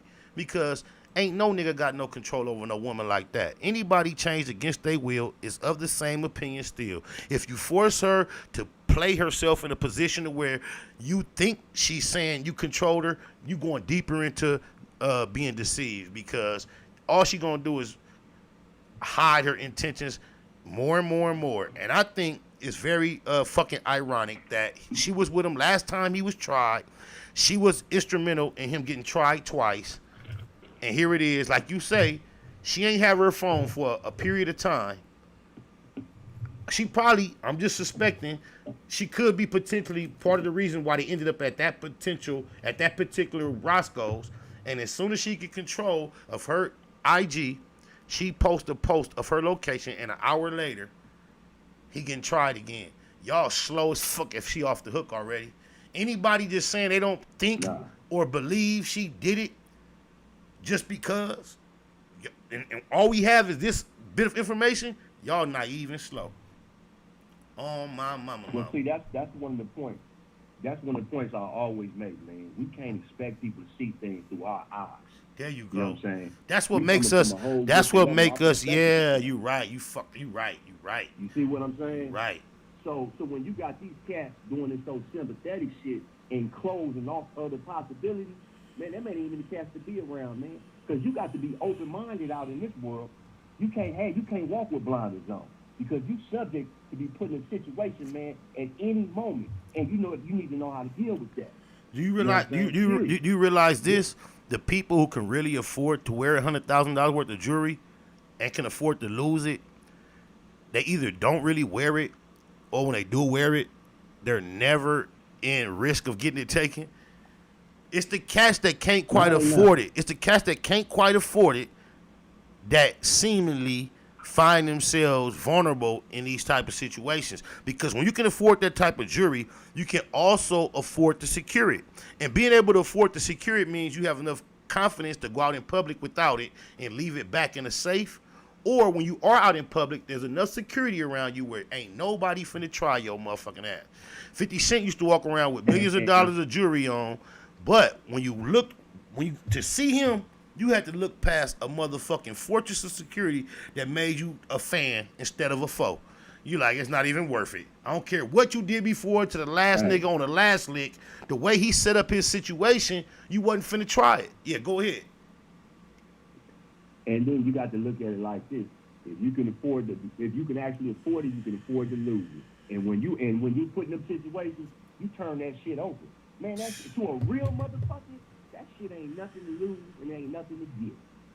You know what I'm saying? A motherfucker ain't finna fight over no trinkets when a motherfucker got a pistol on, bro. How long you think it's gonna take for a nigga like you and me beating her back out? Come on, man.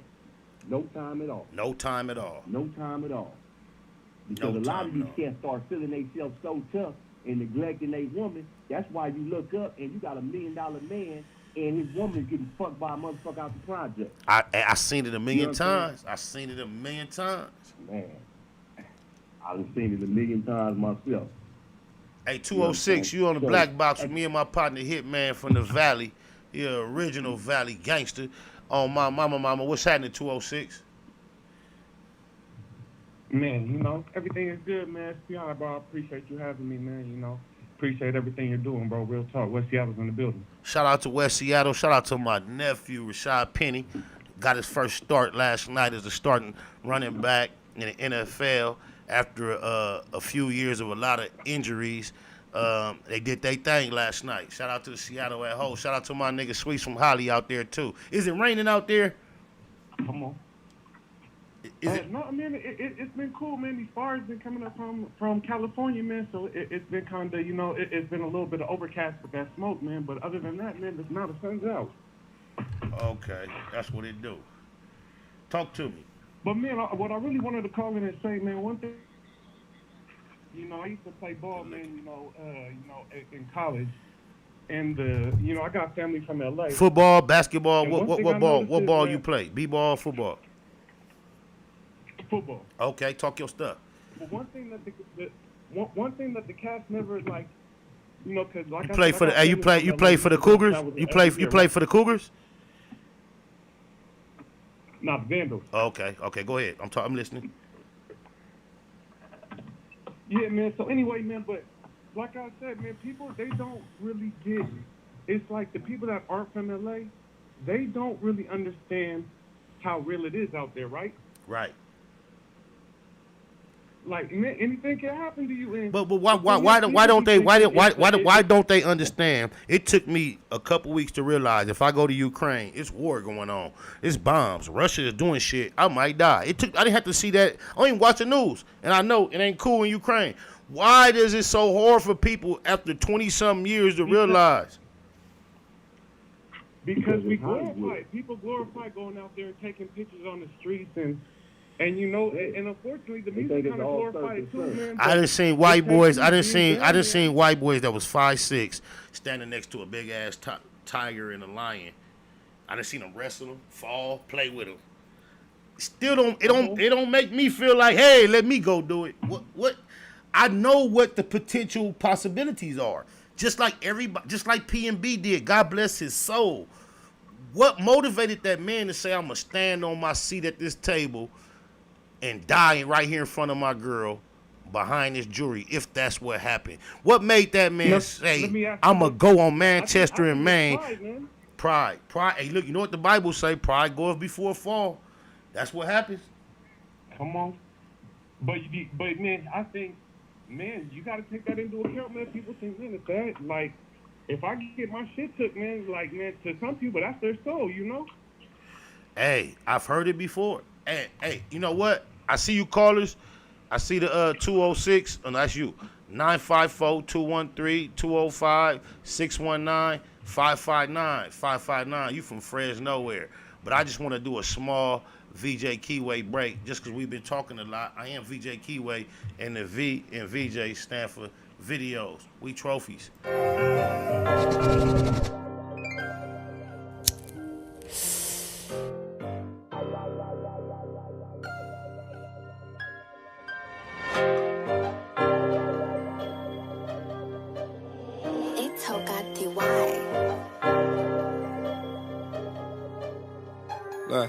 We trophies, compact 40s and gold rollies. Stepping with some soldiers, foreign shooters like Ginobili's. We trophies, enemies hating us from a side view. My young niggas doing walkthroughs. We trophies, compact 40s and gold rollies. Stepping with some soldiers, foreign shooters like Ginobili. We trophies, enemies hating us from a side view. My young niggas doing walkthroughs. Fuck you gon' step with some broke angles. Take a picture of me, that's a cold angle. Soldier busy, bout to blow, I'm a cold bang you. Left, right, left, I bet the 40 spank you. And I ain't tasting the Grammy, I hope they understand me. Cause when we talking about bodies, nigga, I am a Grammy. Top tiers, hotels, I got the shooters on them. Long scope with a strap, I think it's Velcro. Shit ain't easy being busy, even Adele know. Me and Smurf on this track, bout to break carts. We doing hits out of Dodge Darts. Sock him out at the Walmart. If we talking ball, I'ma knock him out the ballpark. Let me tell you how it all started. My nigga died at 17 in these streets, he daily departed. With the top eye, I'ma get retarded. They tryna put me on the shelf cause I'm black-hearted. We trophies, compact 40s and gold rollies. Stepping with some soldiers, foreign shooters like Ginobili's. We trophies, enemies hating us from a side view. My young niggas doing walkthroughs. We trophies, compact 40s and gold rollies. Stepping with some soldiers, foreign shooters like Ginobili. We trophies, enemies hating us from a side view. My young niggas doing walkthroughs. We trophies, gold rollies and Glock 40s, they know me. And we be stepping like soldiers, they know we trophies. He steady talking out his neck, he gotta show me. Turn it down but sneak this in the homies. Come get a trophy. I'm on my lonely, it's just me and 9 double M. All for one and one for all, nigga, this double M. Tommy Shepard with this thing, I play a butter rim. Bust down workout before I ever hit the gym. All facts, no cap, busy here in all black. And I'm in that blue and gold, you know how the mafias roll. Fuck with real Compton City G's like Easy. Got love for my tenants, shout out to my nigga Beezy. You need me, I'm frontline. You know I run mine, I punch one of you punk ass rappers. That ain't no punchline. I said you need me, I'm frontline. And I punch one of you punk ass rappers. That ain't no punchline. We trophies, compact 40s and gold rollies. Stepping with some soldiers, foreign shooters like Ginobili's. We trophies, enemies hating us from a side view. My young niggas doing walkthroughs. We trophies, compact 40s and gold rollies. Stepping with some soldiers, foreign shooters like Ginobili. We trophies, enemies hating us from a side view. My young niggas doing walkthroughs. We trophies. Shout out BZ Santana and Blue Smurf, BS and BS. I'm Baby Spider, also a BS. Shout out to my nigga Benji Stone from 111. That's another BS. We be on our BS. That's that bush. 954, you in here with some good folks. We politicking in the black box. What's happening? 954? Spider, what's up, man? Oh, man, blessings abundant. Gratitude is the attitude. Jeter, what's happening?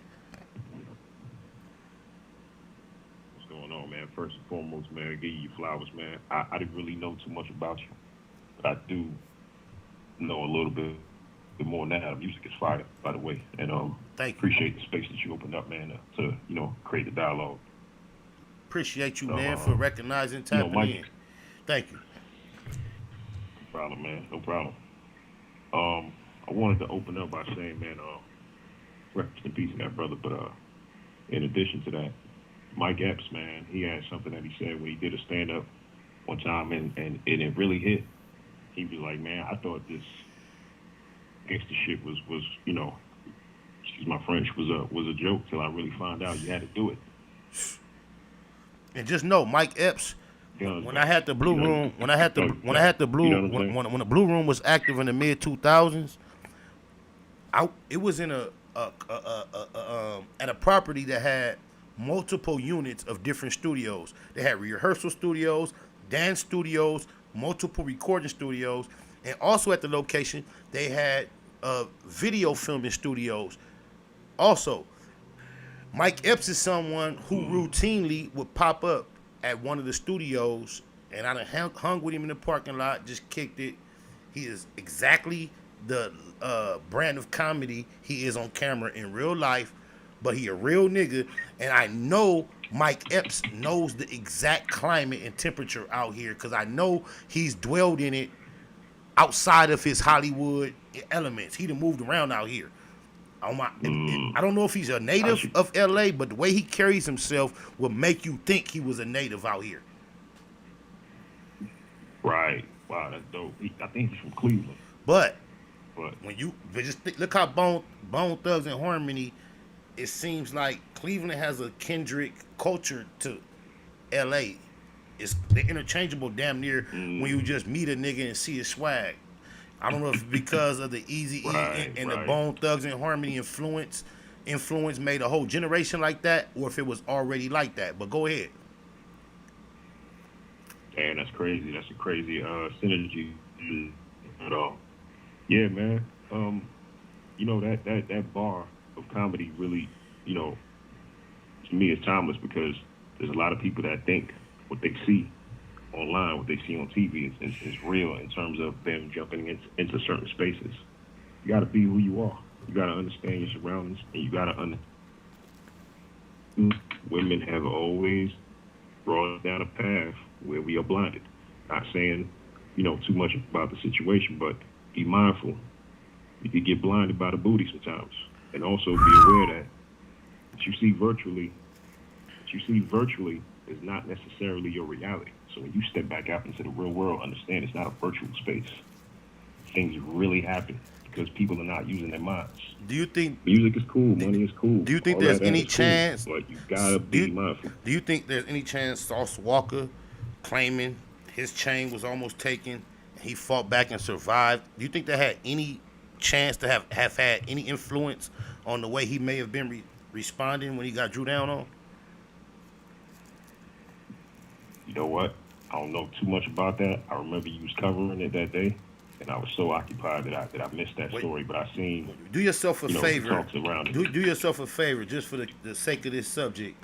Go look at what you can find with Sauce Walker explaining that before the murder downtown Los Angeles the other day, the person who died apparently was approached by an individual that had just approached, according to Sauce Walker, approached him with the pistol and tried to rob him for his jewelry. And according to Sauce Walker, he physically resisted and survived. And he says that same individual went on to go down the street and kill the brother. God bless his soul. I heard he was real close to a lot of my loved ones who lost his life. So he went on to claim that he's the type of individual who ain't going, and he didn't go, and he actually stated out of his mouth that I'm the type of guy, I'll do some stupid shit, I'm gonna die for my jury. He said that. So I just wonder if at all that type of sentiment could have played some influence on PnB being in a similar situation. I see what you're saying. I see the connection. Possibly. But you know what, Spider, that's the thing, man. Like y'all was just saying, I'm not gonna play with a lion. Impossible for me to do so. You know where the streets is at. The streets is. It's not wise. It's not even wise for a warrior to attack someone with tools that outweigh your tools. You don't attack them at their strong point. So time is at play. Exactly. If their strong point is presented at the moment and you're thinking about attack, it would be wise for you to mentally retreat and attack at a different time from a different angle. That's what a successful warrior would do. Only a fool moving off emotions just attacks something that they have a problem with, no matter what the scenario is, with all their energy. That might not be the appropriate approach for success or survival. And that's what a survivor and a wise individual is going to know. That's why you hear me refer to the phrase chestnut checkers so often. It's not to be trendy and say what I've heard someone else said. I actually understand the game of chess. I'm not an expert at it. I'm not the best person, but I understand the concept of it totally. And when you think in the process of the game of chess, what you give yourself is this, at the least, an opportunity to evaluate other fucking endings to what you assume was going to happen. Because that's what chess teaches you to do. If I make this move, it looked like I got him. But chess says, no, wait, don't just assume that. There are 40 other pieces on this board. Exactly. Pay attention to the position of every other piece and think about every other possible reaction to your action before you decide to make that move. And that's what chess teaches you. And that's why I commit myself to a thought process as I move around chess over checkers. You know what, checkers, you're pretty safe at this. Oh, that looks good. Okay, bap. That's chess. And in real life, that's your detriment. It leads to your detriment. I don't want to dominate. I don't want to dominate your time on the line. So go ahead. If you want to add some more and speak your mind, go ahead, please. No, you good, man. I appreciate it, man. What you just said, man, was a great ending. But I'll definitely say this. In period, I don't care about no jewelry. I don't care about no women. I don't care about what's going on in sports. If you're not thinking, you're not really living. You have to think in order to live. You have to think. You can't just be about roaming this earth casually. And just because you're brave and confident and you're just in the space of I'm me and I can do me. No, you can't put yourself and your family at stake. You got to consider the welfare of your well-being as well as others. That's you have so to deep. think. That's so I'm not deep. putting nothing before my mind. That's so deep because even when it comes to the jungle, you never hear about the kings of the jungle. The phrase is the king. There are many occupants in the jungle. There's one motherfucker that they say can run around, do what he want. Everybody else has to have a very strategic plan of survival. They attack at a certain time. They attack a certain type of prey. And then there's certain people who aren't even predators. And their whole approach is survival without attacking anything. Each of them are tapped into the innate place in nature. And us as humans, just think about it. They didn't say they found no weapon on PnB. So you went amongst the motherfucking wolves as a lamb to tempt them. For what purpose? Right. They didn't even find a weapon on your body that you tried to grab. So what was your purpose of going over there, risking your life in an element that you are not equipped to handle, that you're not even familiar with? You are a foreigner to that environment. God bless your soul, brother. And for all those similar to him in spirit, nature, think about the decision he made and reassess the decisions you could possibly potentially make. Please, dude. Please. Yeah, 100%. 100%. Hey, Spider, I don't want to hold this line. But then, they tapped in, bro. Appreciate you. Much love. All the time. Your line was breaking up too, loved one. Appreciate you. 213 area code. You the next. What's happening?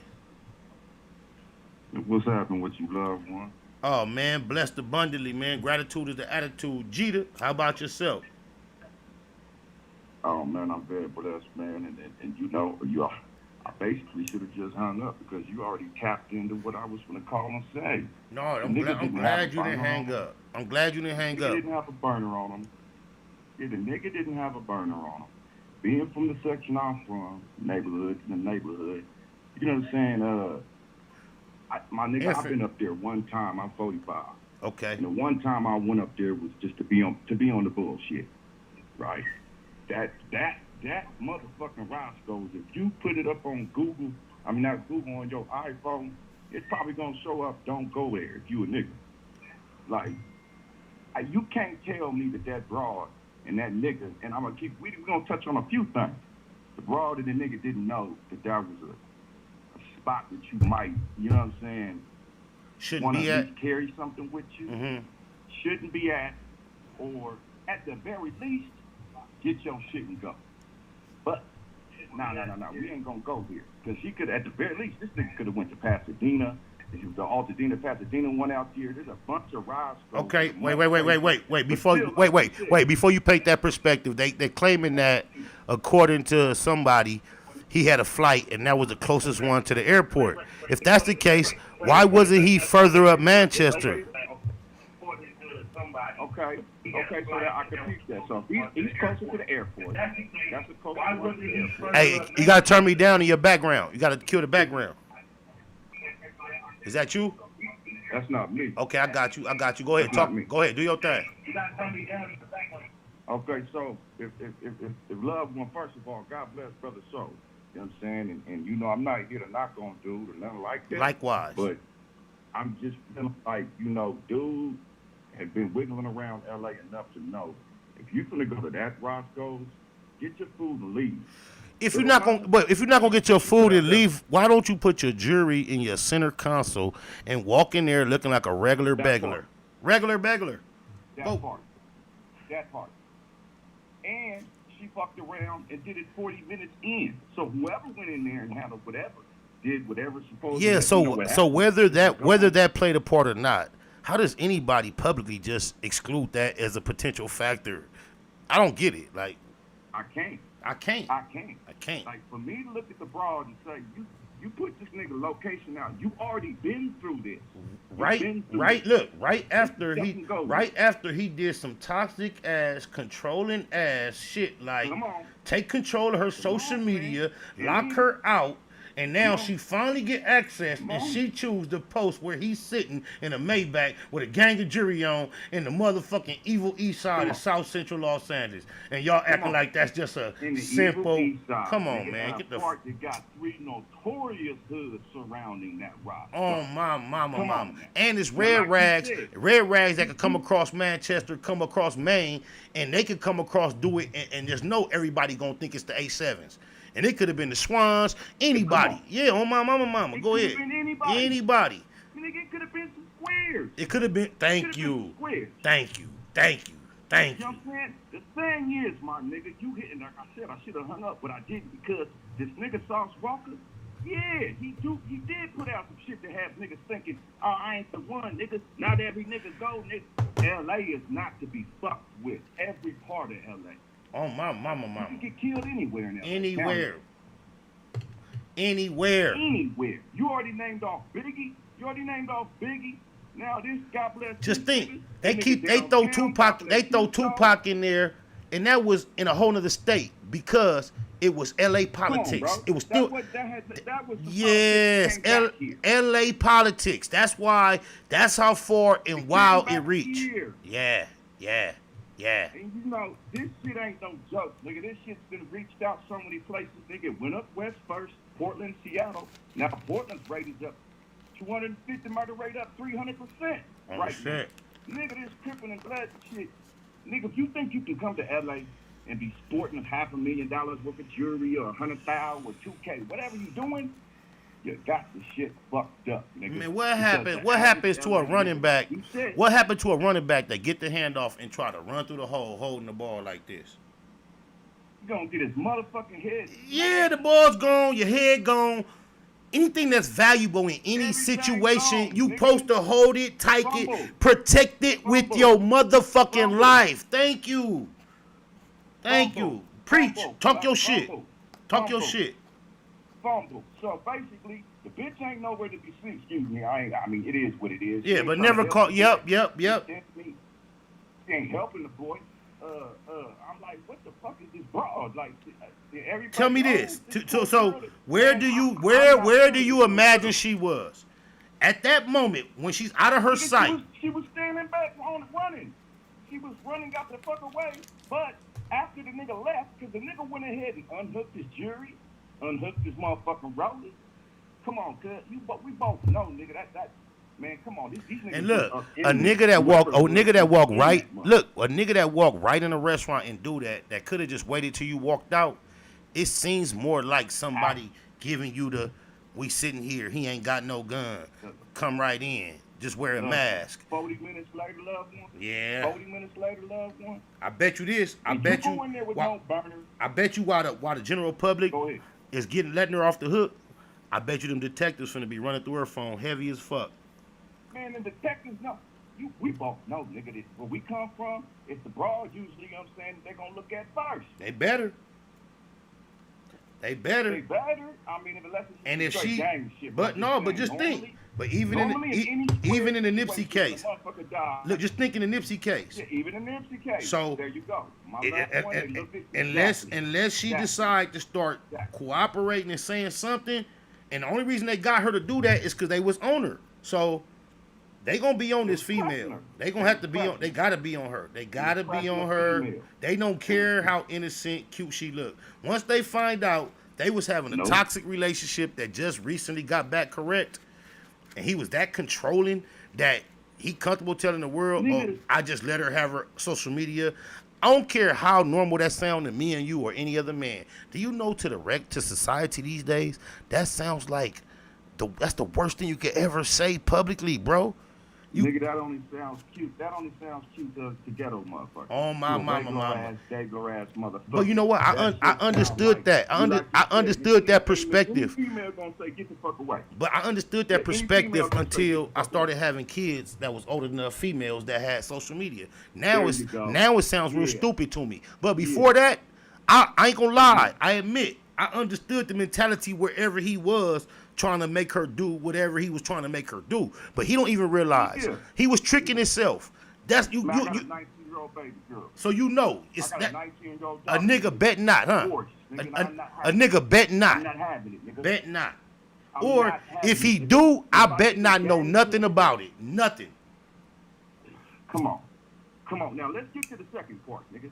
I'm a half-breed, nigga. Hispanic and black. Well, hey, you know what? Wait. I don't want to cut you off, but you know what? Because I want this. I know they going to see this. That phrase just caused me some problems in the dispensary because I walked in and talked to two chocolate females that I'm used to dealing with. And I was trying to tell them, hey, last time I came in here, I was trying to do this. Y'all wasn't here. The two half-breed females was here. And they laughed and giggled, whatever. The next time I came to the dispensary, the same two chocolate females was like, you crazy, you bust us up about when you said half-breed. I wasn't thinking nothing of it. A week later, I go into this. I go into look. These young chicks though. Well, a week later, I go into the dispensary. One of the half-breed chicks come out and she come to help me, which was just yesterday. And when she walk up on me, she like, what you mixed with? I'm like, I'm regular. She like, nah, you look like you mixed with something. Now, my goofy ass, I'm slow, naive. It ain't even register that I called her a half-breed to the other chicks, and she really just, she on her tip. She being real calm and not really showing her hand. She young, and she like, woo, wop, wop. So then, out of nowhere on Crip, one of the chocolate chicks come out the back, giggling like a motherfucker, and she asked her, like, you didn't say nothing? She like, yeah. She like, what? She like, I asked him, what he mixed with, and she just giggling like a motherfucker. So now I peeped the play. So you done told her I called her a half-breed, and apparently half-breed is offensive. But I'm so glad to hear you out of nowhere come and describe. Half-breed ain't no offensive term, is it? Let me tell you something. It's offensive to these youngsters now. Understand me? Because everything is offensive. In this time. What I had to go through as a half-breed. I call myself a half-breed because I am a half-breed, nigga. So, with that being said, me being light-skinned, my cripping had to be that much more hard, nigga. I had to go that much harder, nigga, especially banging 6-0, nigga.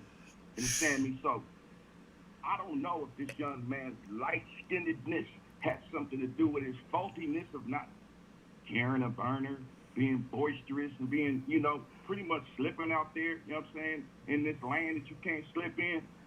I don't know, but I know he had the energy to me of a fellow light-skinned nigga that had to go extra.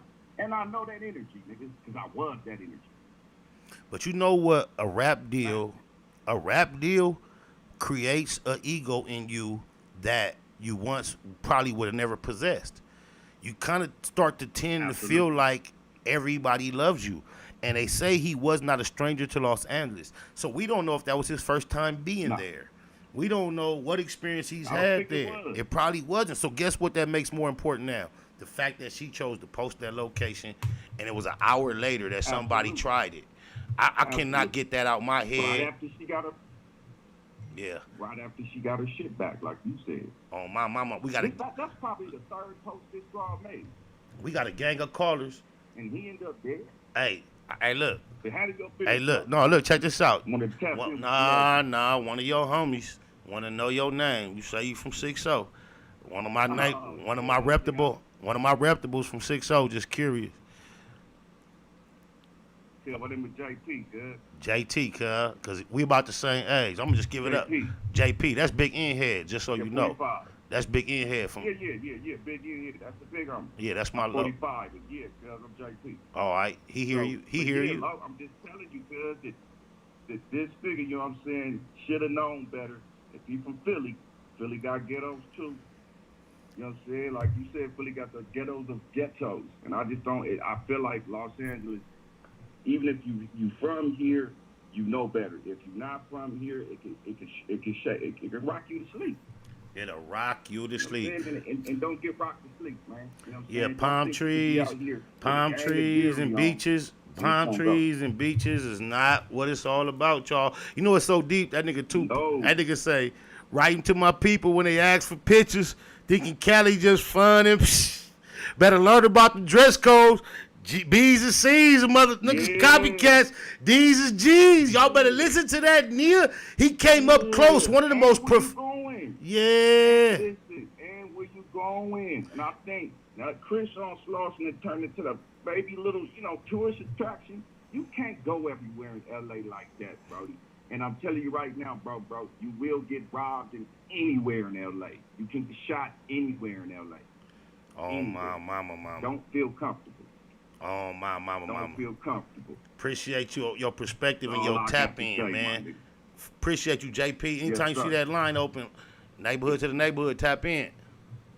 Neighborhood to the neighborhood, love. Stay up, love. For Def Dope. 205, you next. That sound like a Bama boy. Then it's 559-213-210-718-414-619-661. I see y'all. 205, what's happening? Hey, what's going on with you, Spider-Man? I appreciate letting me tap in, man. I appreciate you tapping in, loved one. Break bread with us, please.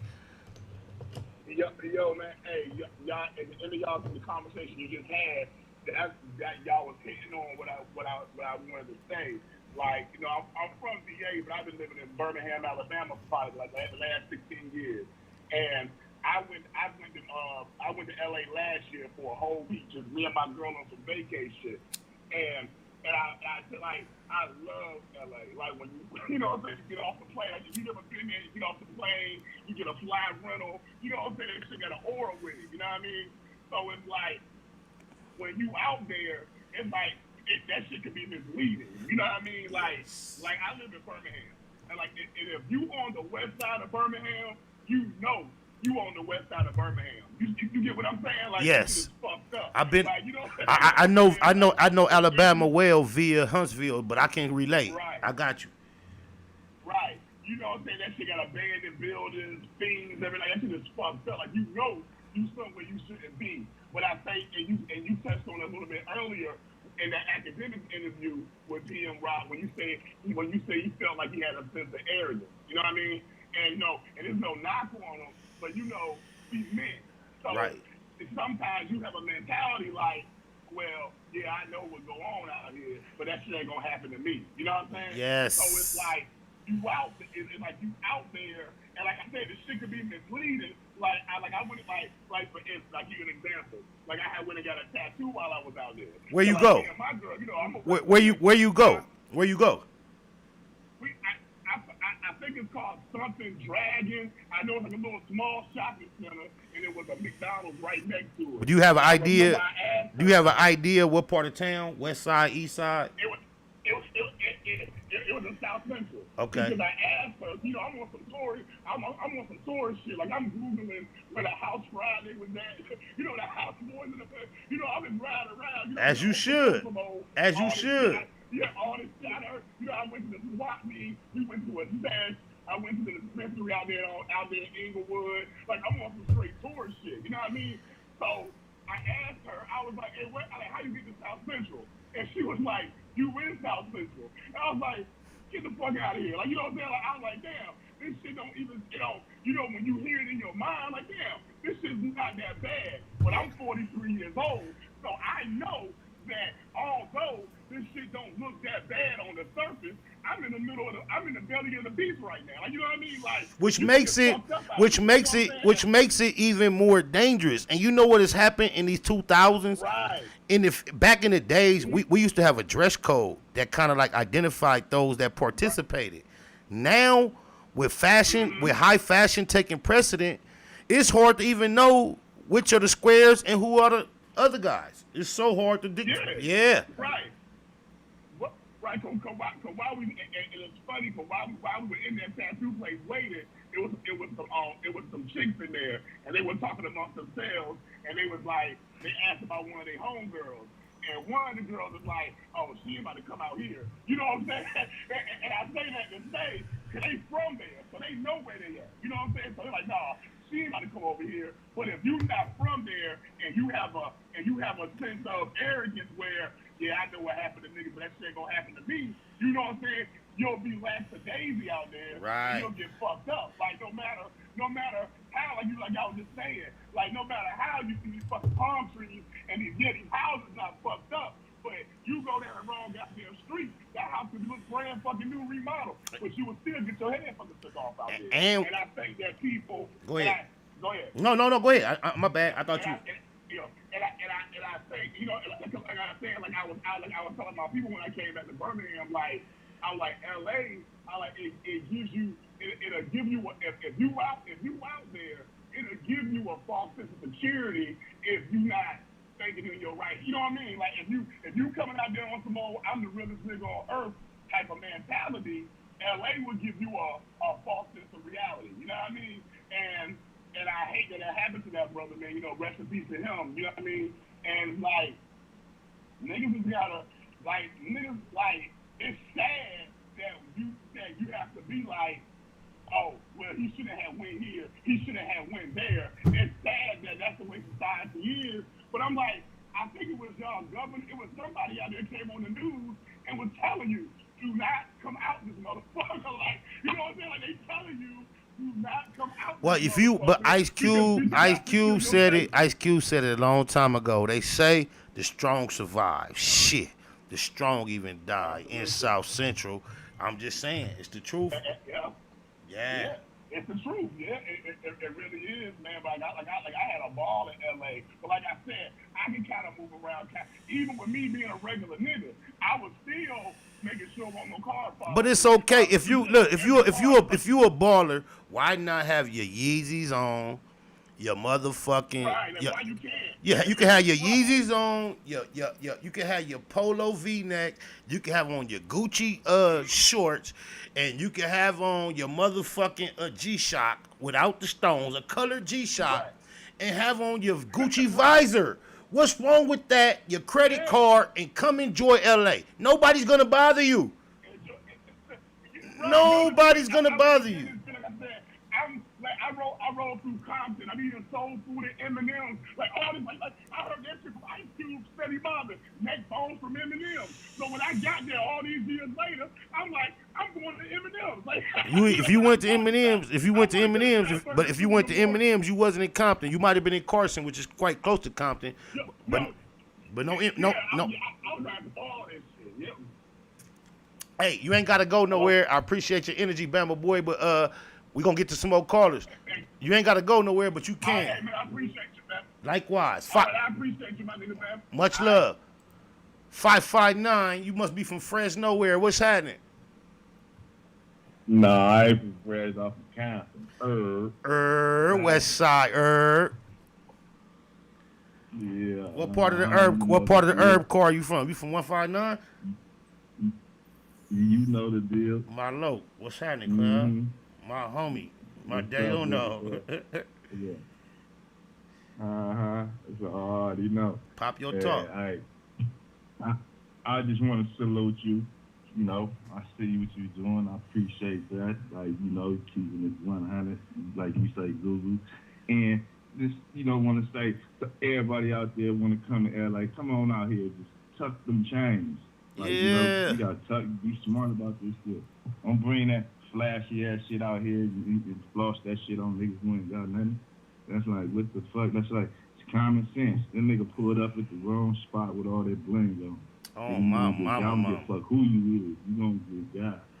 Hey, y'all, he you was. Be from that hood, nigga. You pull up like that, you gonna get got. I swear to God, anybody driving by, walking by, you know how the streets is. He was generally, if for the big picture, y'all, he was in the same area Blueface was in when he showed up to take some pictures and almost got robbed. He tried to pull his gun and went to jail on the east side.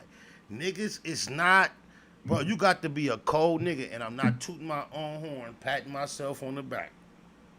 But right where Blueface got almost robbed and where PnB Rock lost his life is an environment in an area where me, myself, at a routine basis, wore very expensive jewelry any day, every given day. But even with that being true, it wasn't just because of me. It had a whole lot of shit to do with why I was able to do that right there.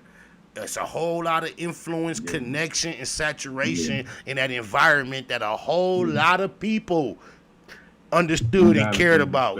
Yeah, you can't. You gotta be on this shit. Like, you got to be careful. If you over here just pulling up and you ain't you pulling up in my community and you ain't giving to my community, nigga, we finna get you. Community from my mama gonna tell me nigga that you around there with all look, IDs. Somebody in the chat. Somebody named IDs in the chat saying, but why y'all putting more blame on the victim than the folk that did it? Look, we not putting blame on nobody. What we are doing is trying to raise awareness and advise those who are not familiar or aware of how it is out here, what should be done in the future. There's no blame. No blame. It's fucked up out here. It's fucked up out here, homie. It's fucked up out here. Yeah. It's fucked up out here. Disrespectful, right? You won't eat a steak in front of a motherfucker that ain't had a meal in weeks. That's disrespectful. Thank you. Know? Motherfucker don't come out, don't like, motherfuckers out here really hurting. You know, motherfuckers hurting and you gonna pop up on the same nigga flossing like that. That's just like, come on, you don't eat a steak in front of a motherfucker who ain't ate in weeks. And you come in an environment that is notorious for taking. Oh, my mama. I know people from that environment, cuz right there in that area who are known for the feds coming, pulling up right there, right around the corner from there to take $800,000 worth of Vegas chips. Niggas from right there in that neighborhood hit licks where they done left Vegas with $800,000 worth of chips. And they didn't quite get all the way away with it because the feds came and got the chips. But they don't even understand what kind of takers they fucking with around there. Oh, my mama. Slow poke. Baby bone. Wait, slow poke in here on the phone? No, he in the messages. He say, who that from the herb gang? You know who named cuz Slowpoke, cuz? Who? That's baby Raybo from Track New. I named cuz Slowpoke. Eastside Crip. Is that right? Ask him. Slowpoke, go on in the chat room and let him know. Let him know, Poke. Let him know who named you Slowpoke, cuz I named almost all my close friends. I swear to God, I named Puto. I named Herb Chili. I named a lot of niggas like you, a lot of people in my life, cuz you're not really my friend until I gave you a name. And I tend to accidentally give all my close friends names that take over their real name. The Gray Streets wasn't calling Puto. They called him they called him Tarzan and Rare. I named him Puto, and that's his more popular name. You see what Slowpoke go by? Cut, that's Baby Raybo, cuz from Try New Crib. But he go by Slowpoke. I named him that. He's starring in this video. Y'all see the nigga with the longest dreads in this video is Slowpoke. I shout him out in my verse. Rest in peace to my nigga Blackie, 3 up top. Woo. Hate on me. 1597 for death though.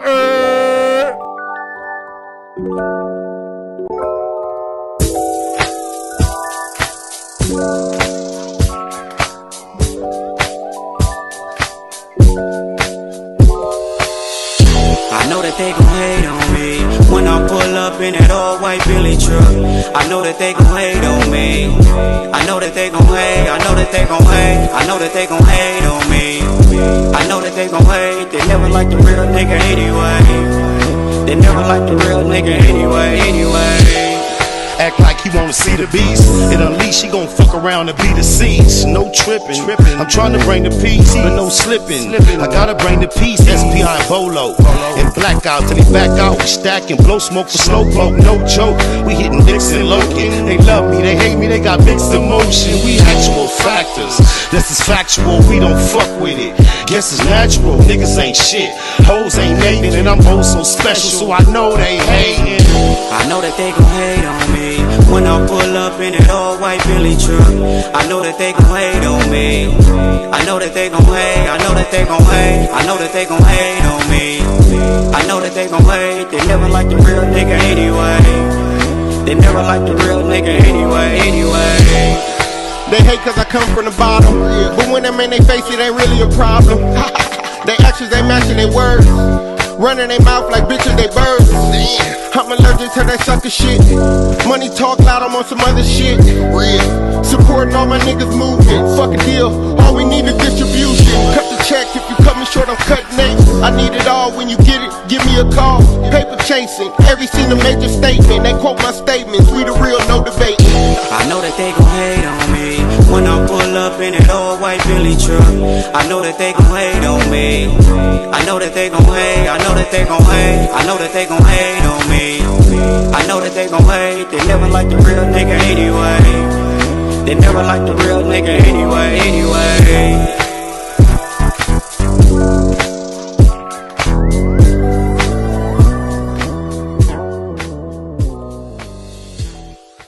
Slowpoke gave it up to you, baby bone. 1597. It's a Park connection. That's you know that's Park Bo on the second verse. You ain't gotta go nowhere, cuz you my homie. Say less. Rock out with me. We got some more callers. 269, you next on the line. 210 after that, 718-414-323, and then 619. What's happening? 269 area code. You on here with me and my homie Baby Bone from TPC. What it do, my nigga? Yes. Oh man, what it knew? What it knew, my nigga? New Park Bo, what it do? Park boy. I asked on the set, cuz that nigga. Hey, I swear to God, cuz I was at the gas station on Alameda and Alondra the other night, low key minding my business. This nigga Pop walked up on me so smooth and quiet with them braces. I thought it was something else going on, and I had to I'm like, oh, cuz. Shout out to Big Pot too, cuz 1597. Yeah, talk your talk.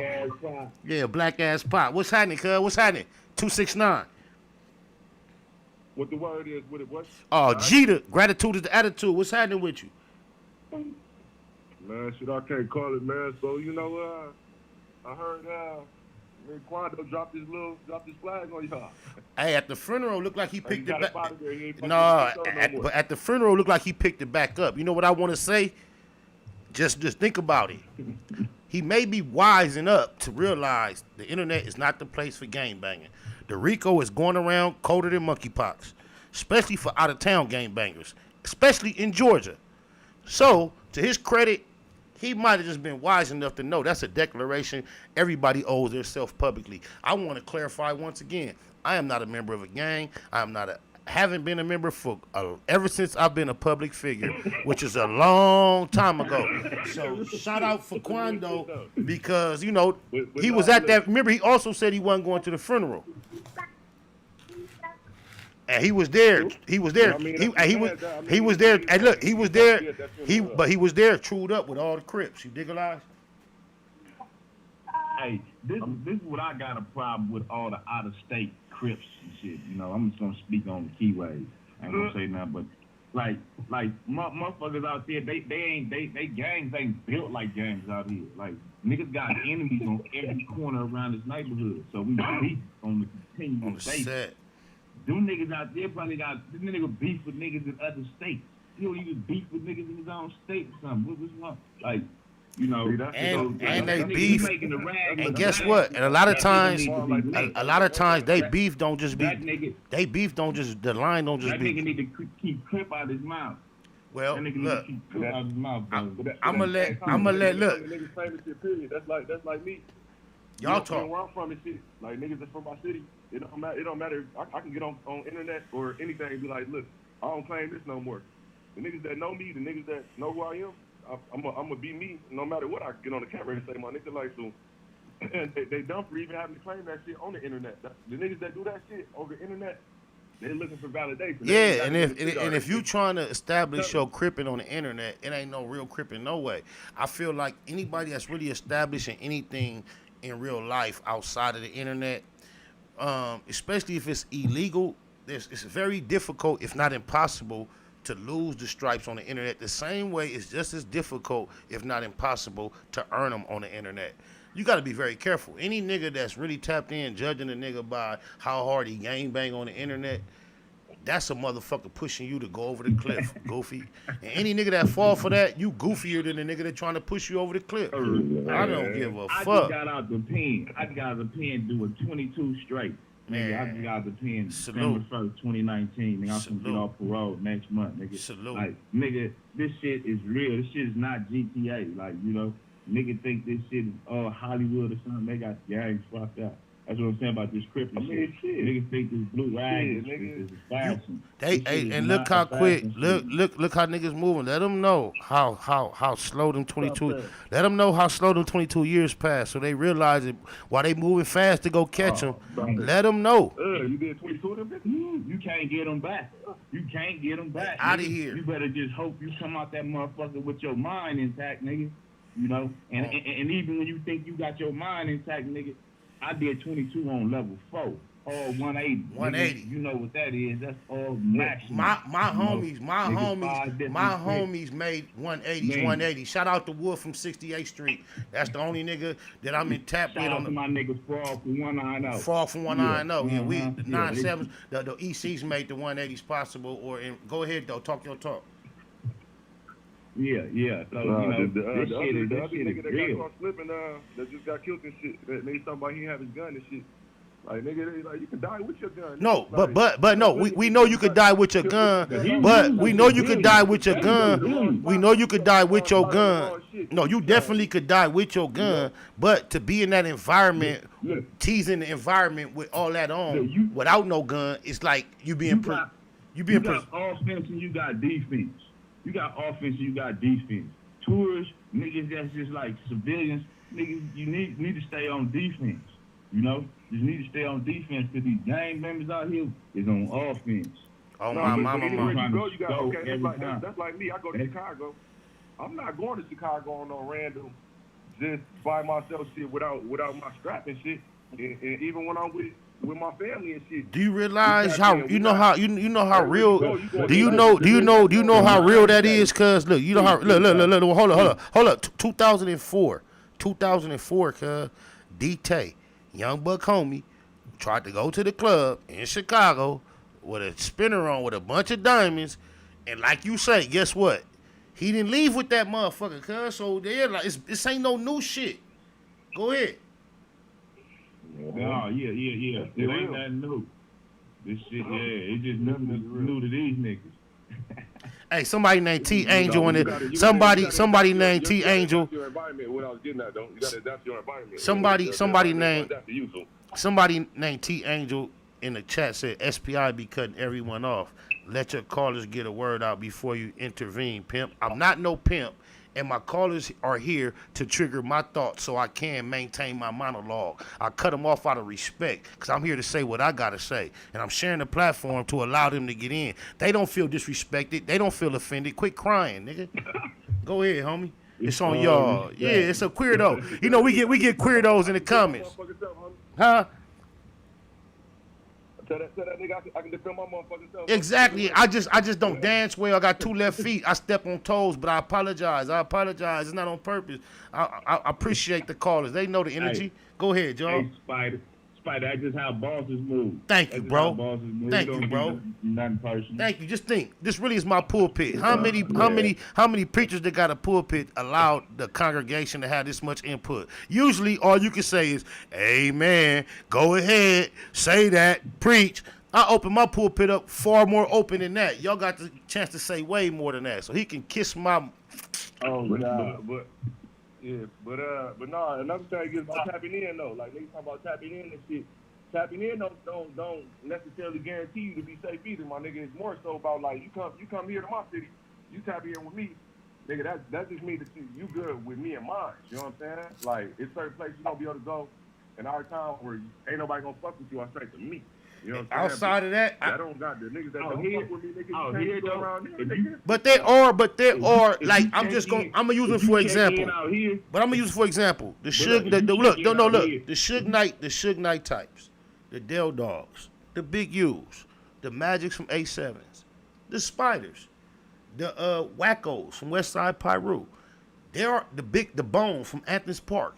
There are 2 T's from Bounty Hunter. Top Dog from Bunny Hunters. There are niggas you can be with to where you ain't got to worry about it. Not because they just so big, bad, ugly, and dangerous. It's just because they been out here all their life and they politics and they rapport with the general environment. Yeah, they know how to move. Yeah, it's just natural. They know how you move in the right way. Yes. That's just how it is. It's not those names. It's not those names that I named are the only names. There are other names, but I wanted to use a few names that y'all familiar with to give you the idea of what type of guys. Go ahead, loved one. If you got a family member that's in the streets out here, you can tap in with them. He gonna tell you how to move. That's just straight up out here. You don't need to tap in with no, so you can be set up. But if you tap in with the streets, they'll tell you what to do and what not to do. Oh God. That's motherfuckers sitting up in Roscoe's. I don't give a fuck what Roscoe's you in. And you got $500,000 in jewelry on, a nigga gonna go to the car and think about testing your ass. Like, nigga, I might just ate my meal and leaving this motherfucker, Nigga, I'm gonna think about niggas with real. It seems like niggas that done been on that foot like me. Like shit, I'm removed from that shit, but everybody know I was just doing some bullshit in these streets. So niggas that used to be on some take your shit type shit, niggas, they know, nigga. That's like, why. That's why.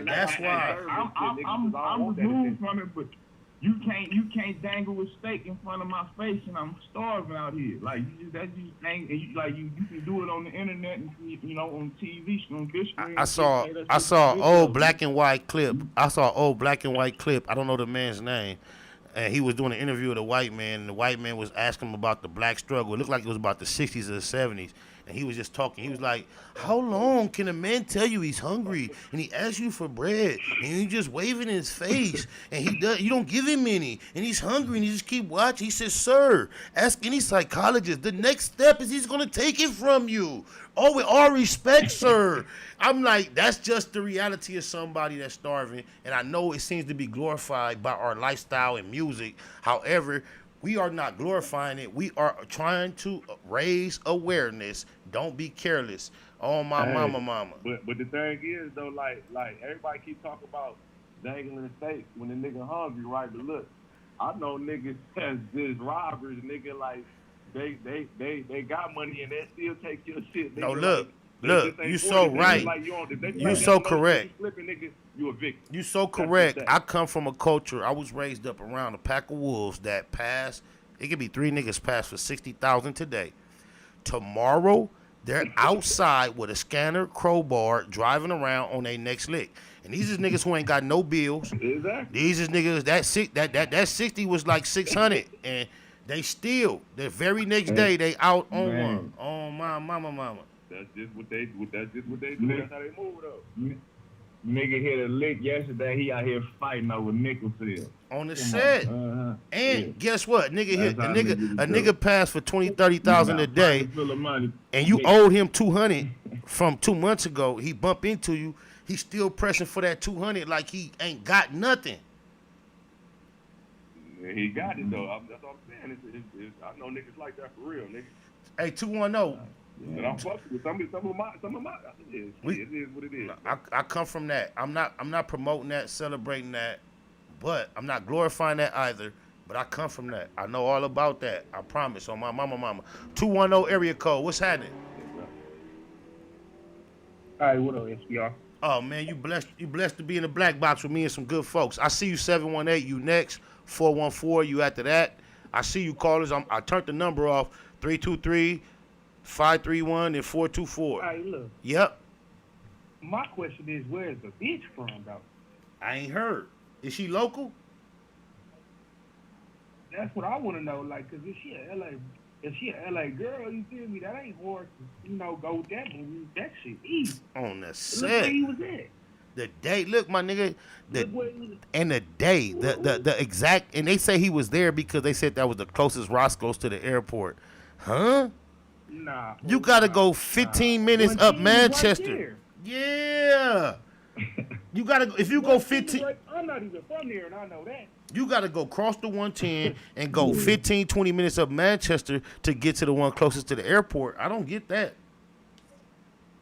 This is the only thing. This the only thing. This the only thing I suspect. Pound for pound, whoop a motherfucker ass, and this nigga got security everywhere he goes. On God. But this what I suspect. This what I suspect. Why you running around with $250,000 worth of jewelry, dog? This what I suspect, though. That don't make no sense. And you in the ghetto? That right there. But look, I gotta try. even though Inglewood wouldn't have been no safer, especially with her posting and sitting there for an hour, I think for some reason somebody told them the one on Manchester is the closest one to the airport. I think when they Googled Manchester, I think that's the first one that popped up, and they didn't think twice. Man, my nigga, I'm eating something different, nigga. We not doing that. Jack in the Box, anything, That ain't anything. Man, we go. Man, that shit can happen at Jack in the Box though. But in Jack in the Box, you gotta really think. The bitch knew the nigga was gang goofy though. You riding around LA with all this jewelry on like this, nigga. You ain't got no team. You just bully me out my social media for however long. Just let it back on, nigga. You got me fucked up, nigga. Look, just think. They getting on the plane soon. That was a good question. Where is she from? I don't believe she local, but she must have been out here before. Or social media can have you in touch with the whole world. What if she been in touch with a nigga from out here? That's why he shut her shit down, because she was out here. Now we on the way to the airport. I'm finally giving you your social media back, and she go right back to, you never know. Man, and all beautiful women love hood niggas, dog. Oh no, I'ma knock a bitch quicker than a lame nigga. Nah, I can't put it on her though. Like, what nigga in his right mind riding around with that jewelry on like that with no blow? Thank you, my nigga. How's the bitch price? Nigga, 2-3 blows. Nah, you can't even blame the bitch though. Ain't nobody blaming nobody. You ain't blaming her, but you can't exonerate her. You can't exonerate her because she rocked him to sleep like Delilah. She should have laced that nigga. Be like, nigga, what the fuck you doing, nigga? You with your gun at? Remember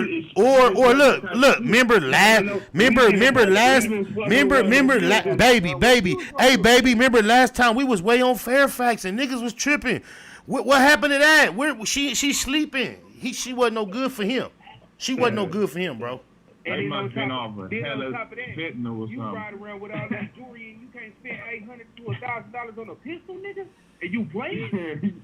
But look, if you sitting there, when you sitting there enjoying your meal and somebody walk right in, the pistol wouldn't have did you no good. My thing is this.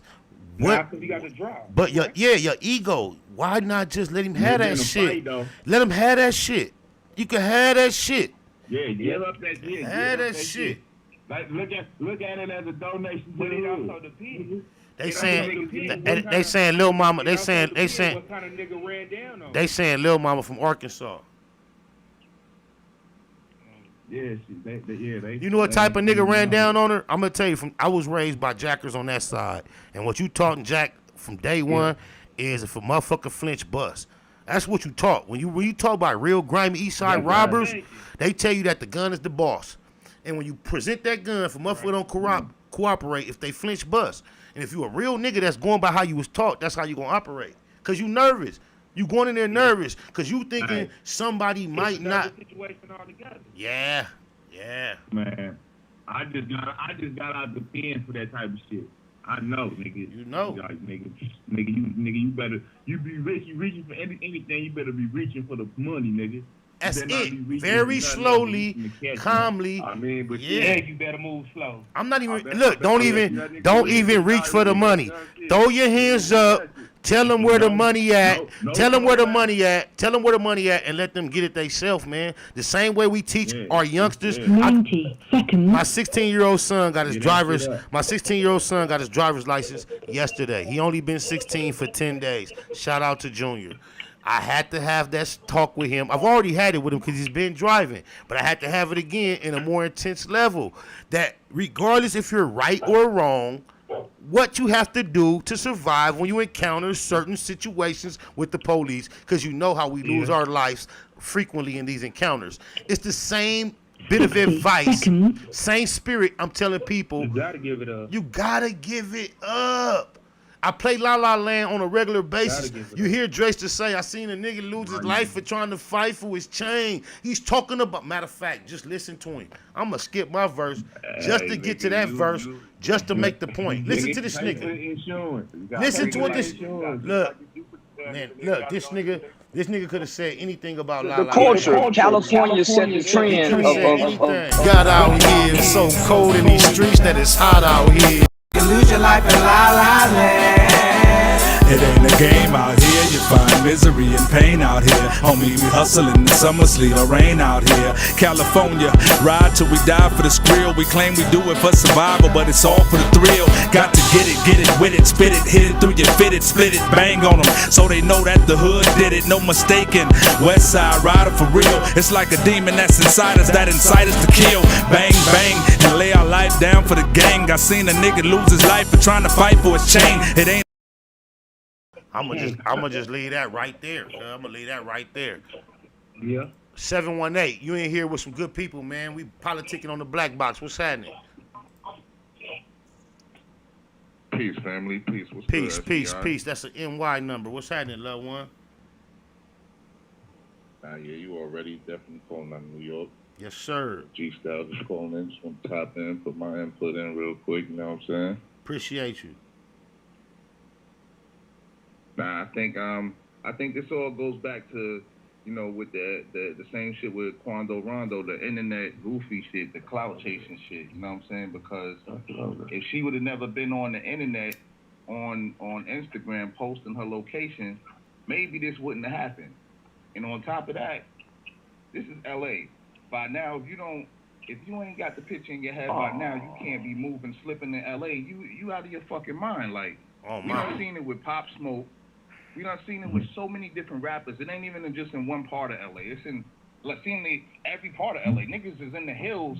Niggas is creeping up in the crib still getting at you. All right, so you know LA is not to be fucking played with. Oh, God in heaven, bro. Get LA twisted. LA, you can come to LA, just gotta pick your time. That nigga was 2 o'clock in the afternoon. Nigga, everybody awoke. Everybody out. Like, look. Hey, look. There is no appropriate time. There is no appropriate time upon God's 24-hour clock to be on. No appropriate time. Not on the way at certain time though. Nah, like not doing what he was doing. Not sitting on Manchester and Maine. Not wearing all that jewelry. Like, even if you could get away, motherfuckers just be lucky when they get away. Cause ain't no time. If you know, especially from where he from Philly, it's crazy out there too. Yo, in the streets, bro, ain't no sneaking around and popping out real quick and doing this real quick, man. The streets, nigga can get you anytime. You supposed to be aware of that, bro. Just especially moving around with a bitch like that who's, all out there in the open, fat ass, looking all pretty. She bring attention just walking with her. How you gonna be out there slipping like that? And you in the trenches. And you just went through something with her where you felt like you needed to take control. That shows a lack of trust. Right. You did all that. You was just showing you had a lack of trust. I'm on my line. And now she done posted your location and 40 minutes later, you dead. Come on, yeah. And if everybody want to rule out those elements, y'all just as game goofy as he was. And we still not saying that's the definite source of the tragedy. But it's definitely hella highly suspicious. On my mama. Yeah, it had a lot to do with it because it's like they popped up right after she put the post out. So it's I understand. I understand why it appears it has a lot to do with it, and I also understand why people say it may not have nothing to do with it. However, We have no reason to know one way or the other, so you can't rule it out. I don't understand why people are so quick to rule it out. That's right. Yeah. That's right. That's what I'm saying. He went situation like this shit. Everybody. He went to the absolutely wrong environment. Yeah, he went to the absolutely wrong environment to where he can't rule out the person at the register that took his order didn't put the call in. He went to the wrong fucking place. Period. He went to the worst of the worst available out here. If it can go down at the Grand Lux, ask Jazzy Faye about what happened to him at the Grand Lux, a motherfucking restaurant that is adjacent to the Beverly Center. It's a high end. He got robbed for $100,000 worth of jewelry sitting at his table while he was eating dinner inside the restaurant. And this dude, and that was over 15 years ago. This shit ain't nothing new. Y'all better wake up. I don't know what. Ask Jazzy Faye. Ask him. He'll tell you. I know the niggas that did it. And we done had too many examples, and that's the thing I was getting at in the beginning. We done had too many examples time after time. Yo, you can't be slipping at all in LA. From all these rappers we done seen this shit happen with, all the incidents we done seen, whether you in a high-end place or a low-end place, wherever the hell you at, it's going down. Tupac got a record with E40. Tupac got an old record. Tupac got an old Tupac got an old record with E40 called $1 Million Spot. That nigga Tupac got a verse in it where he say, "Niggas gang bang, bitches gang bang too. She underhanded, she planned it. You stupid fool." Like niggas be sleep on the possibility. it ain't the female that's obviously a suspect. That's the threat. It's the one that you think can never do it, dummy. That's the one. Thinking it's beyond her means. You don't know who she know. You don't know who she could have been tapped in with. Oh, mama, man. I'm not ruling out nothing. Also, I am not saying I am aware or I'm not even suggesting anything. But as I think about this, all type of shit crossed my mind. 414, you in the black box. What's happening? Hey, I just want to say thanks for having me on, and I just want to put, my little input on the situation. I'm a fan of the show, and I've been watching and listening. Thank you. And I want to definitely say rest in peace to PnB Rock. I was a fan of his. But I'm just looking at the situation in the scenario like, man, like he really, like just was caught slipping like that, like, I get it. We have days where we might not be on our P's and Q's all the time, but if I'm with another person, whether it's 1, 2, 3 of us, like somebody got to be on point. All of us can't just be out here slipping. And I'm not from LA. I don't know a lot about LA, but listening to y'all talk, y'all say that was like a bad area. So, like, I understand you a man, you make your money, you brought your jewelry, but what was the point of going in there like with $500,000 worth of jewelry on? Y'all don't have a pistol. You know what I imagine? He probably was taking more pictures. Your location. He probably was taking pictures of himself in that location that he was gonna post later, trying to show he can do that. Just think about that. I wonder what kind of pictures he got in his camera roll, trying to show where he was at with all his jewelry on. Yeah, he probably was. And then her just dropping the location. I mean, what was the point? Y'all at Roscoe's. You don't sound like no ratchet ass. You don't sound cutthroat. You don't sound ratchet, but you sound like you familiar with the environment. Can we rule a female out by the things we know already? Is she already assumed innocent? Why are people so quick to think she had nothing to do with it, with all the things that she did do that seemed like they could have potentially led to this type of event? Why are people so quick trying to say she had nothing to do with it? Exactly. I want to hear a female's perspective. I'm gonna just be honest, like I was always naive to not thinking like females would do things like that. They ain't cutthroat, but just last year I lost my cousin who, he opened up a business, started getting a little money for himself, $100,000, $200,000.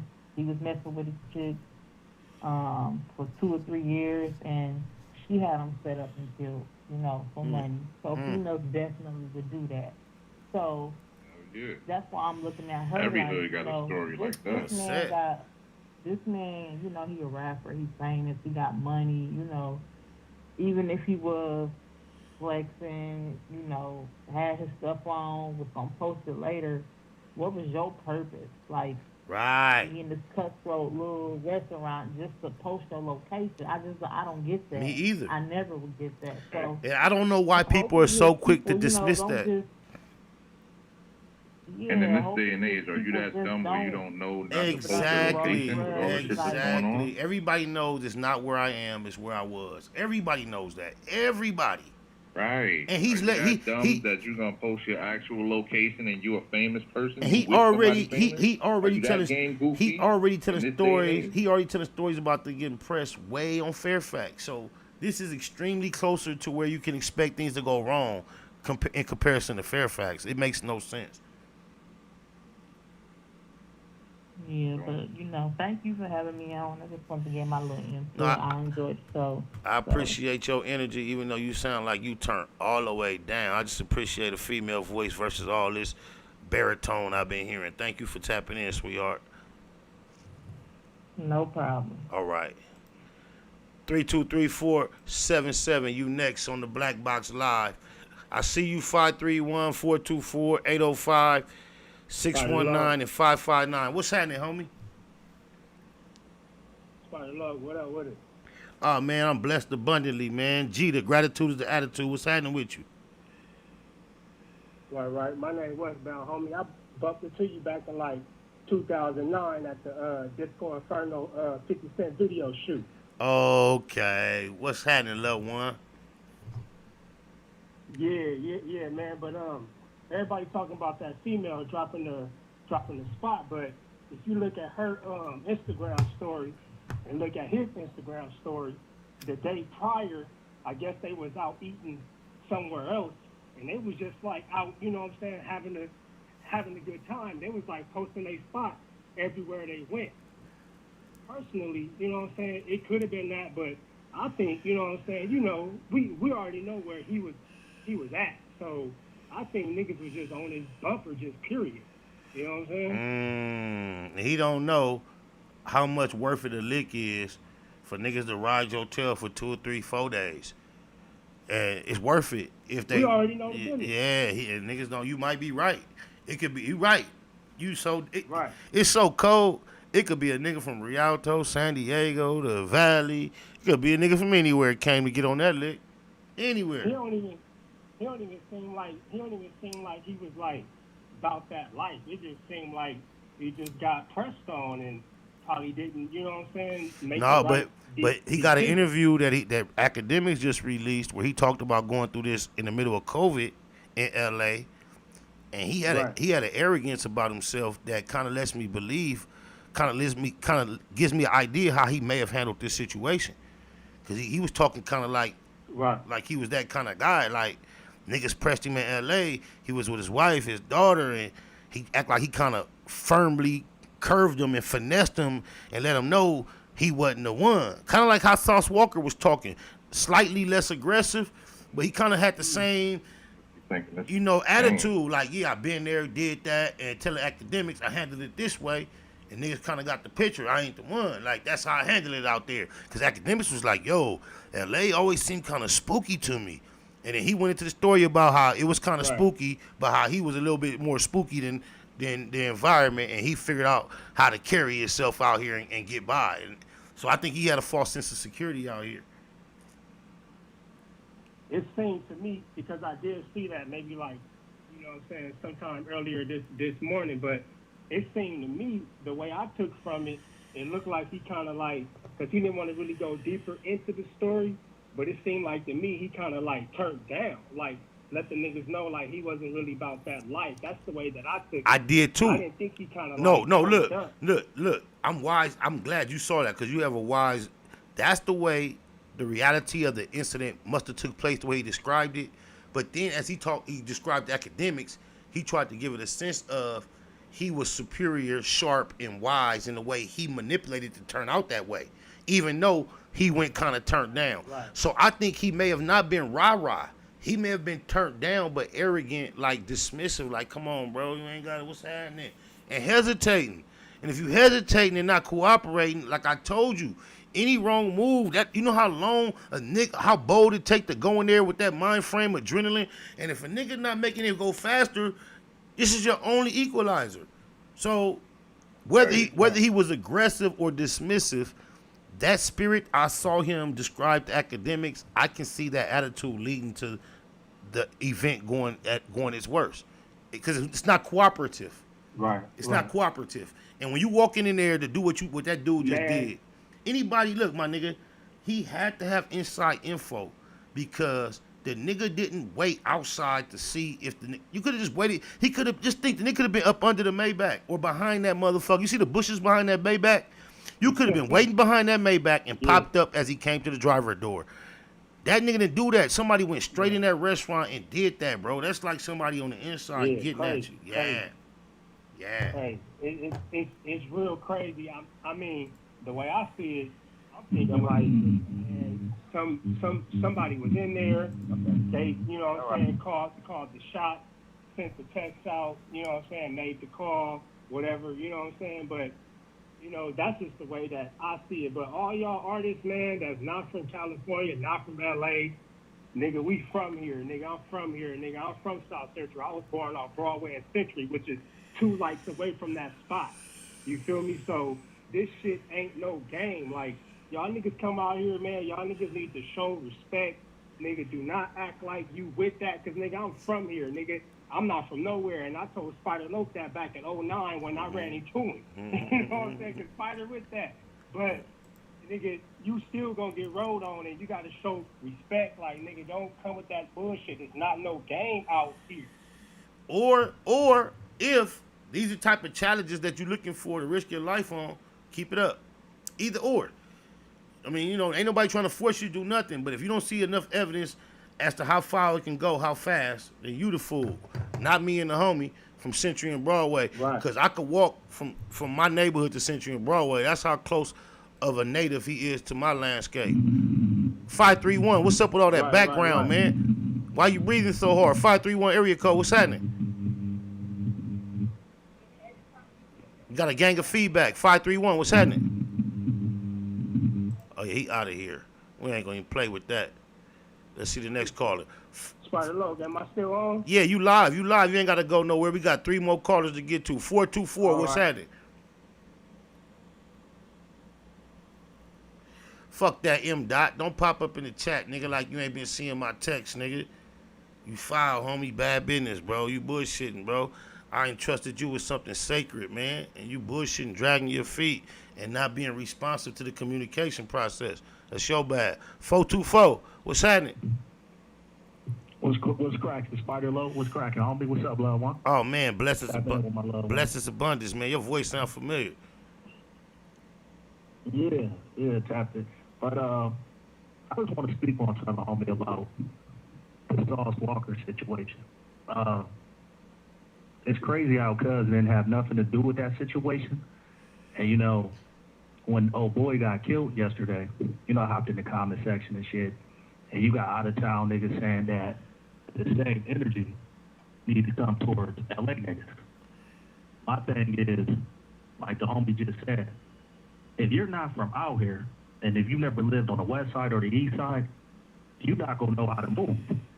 And that's just what it is. Either you tap in with somebody, or I don't know what to tell you. You just sit and duck, and can't nobody everybody know that. Can't nobody. That Waffle House he went to. Everybody know that's dangerous over there, though. And can't nobody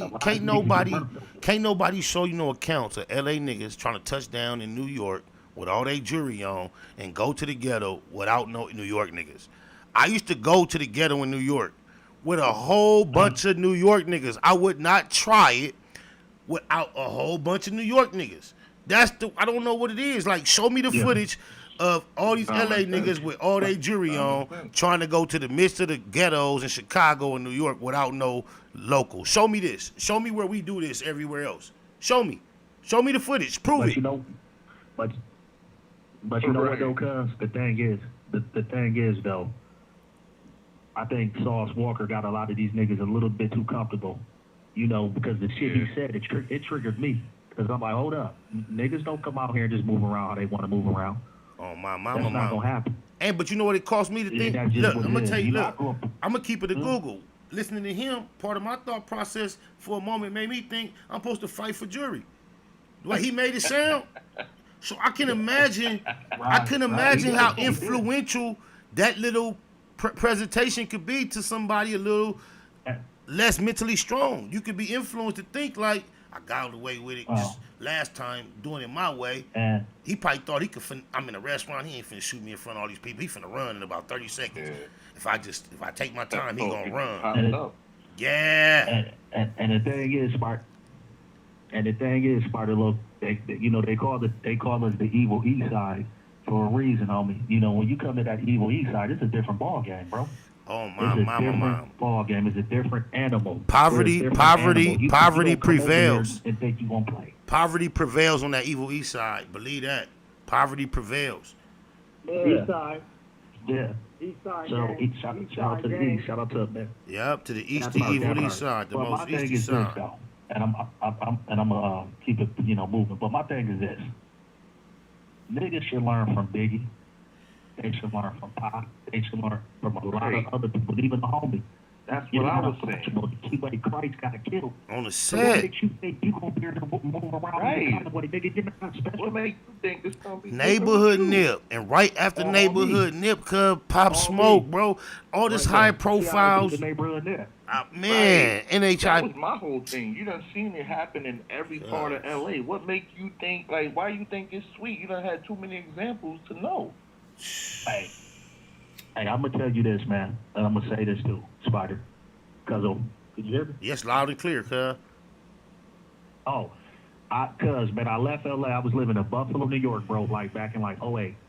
And even me, I stayed strapped, dude. That's not my landscape. That's not my. I'm a gorilla. That's not my habitat. Of course. So those niggas is wild up there, homie. Yeah, and you're going to be more. And when you're in an environment you're less familiar with, you're more cautious. That just seemed like, the first rule of nature. The first rule of nature is self-preservation. No, you don't even have to be a street nigga. A human being. The first rule of nature is self-preservation. Right.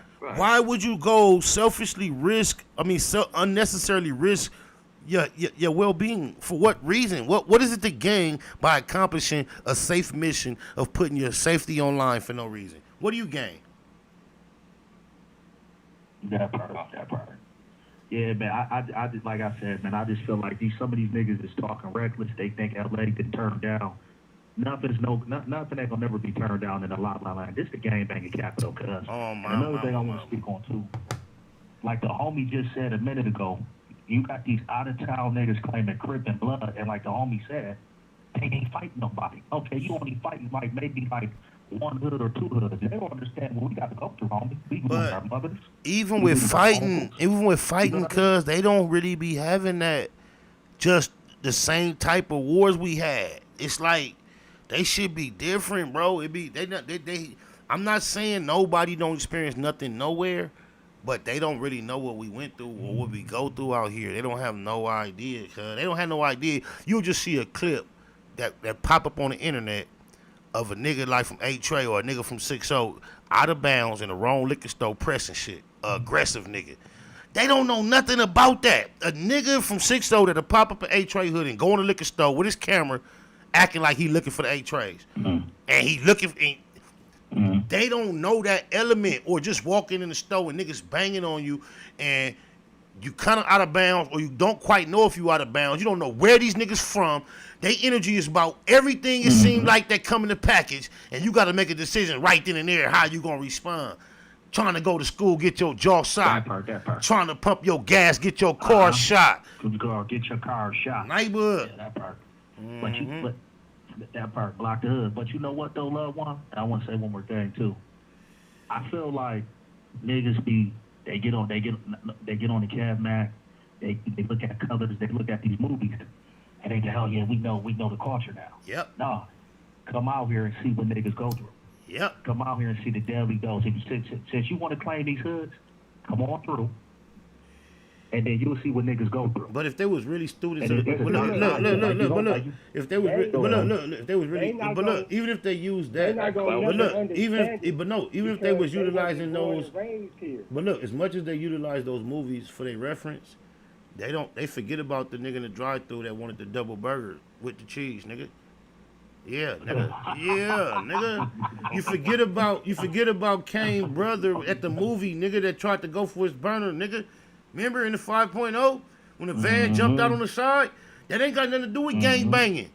Y'all might figure out, oh, no red, no blue, and stay with somebody cool, but it's a whole nother element out here, bro. A whole nother element. And just think about it. Kane was not the grimiest nigga you could find. He was the type of nigga that was just dealing with his environment, product of the environment, didn't really want to be a part of it, didn't have no other choices, was really just a hustler. And when he was faced with it, he seen somebody that looked like food, what he go do? He go get it. It's the culture out here, y'all. I'm not bragging on it, I'm not glorifying it, but it's dog eat dog. Niggas prey on the weak, nigga. That's what they do out here, nigga. And you know what, like I said before, niggas got to catch on, because, you know, I was born in Sac, and I moved down here when I was like 15, 16, but I always been back and forth because my family's from Compton in L.A. Niggas got to understand, bro, when you go to Compton or Los Angeles, bro, especially South Central, especially being raised on the east side, nigga, you got to know how to move. Because it's la la land. You may think a neighborhood look nice, it look beautiful, but it's been like 20 homicides over there, cuz. Especially, just think about Delamo. No joke. Just think about Delamo, where my homies at. It looked like paradise. Delamo, it looked nice. It looked like paradise.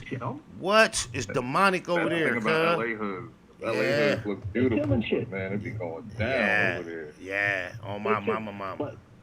But some of these young niggas though, man, like they got this, like the homie just said though, like you said, they got this arrogant mentality. They don't listen. See, I'm an 80s baby, homie. I listened to the old G's. I was humble. That's why I'm still alive. No disrespect to the 2000 babies, but they got this arrogance about them. Fuck that. They think they know everything. Go anywhere I want to go. They think they know everything. That's why they get killed. I agree. But I'm about to check out, though. I'm about to check out. I appreciate got love for the East. Shout out to New York, homie. Shout out to my East Coasters, my Garden Block niggas. Yep. You know, Block the Hood. Yeah, shout out to the real ones everywhere. It's indeed. Much love. Much love.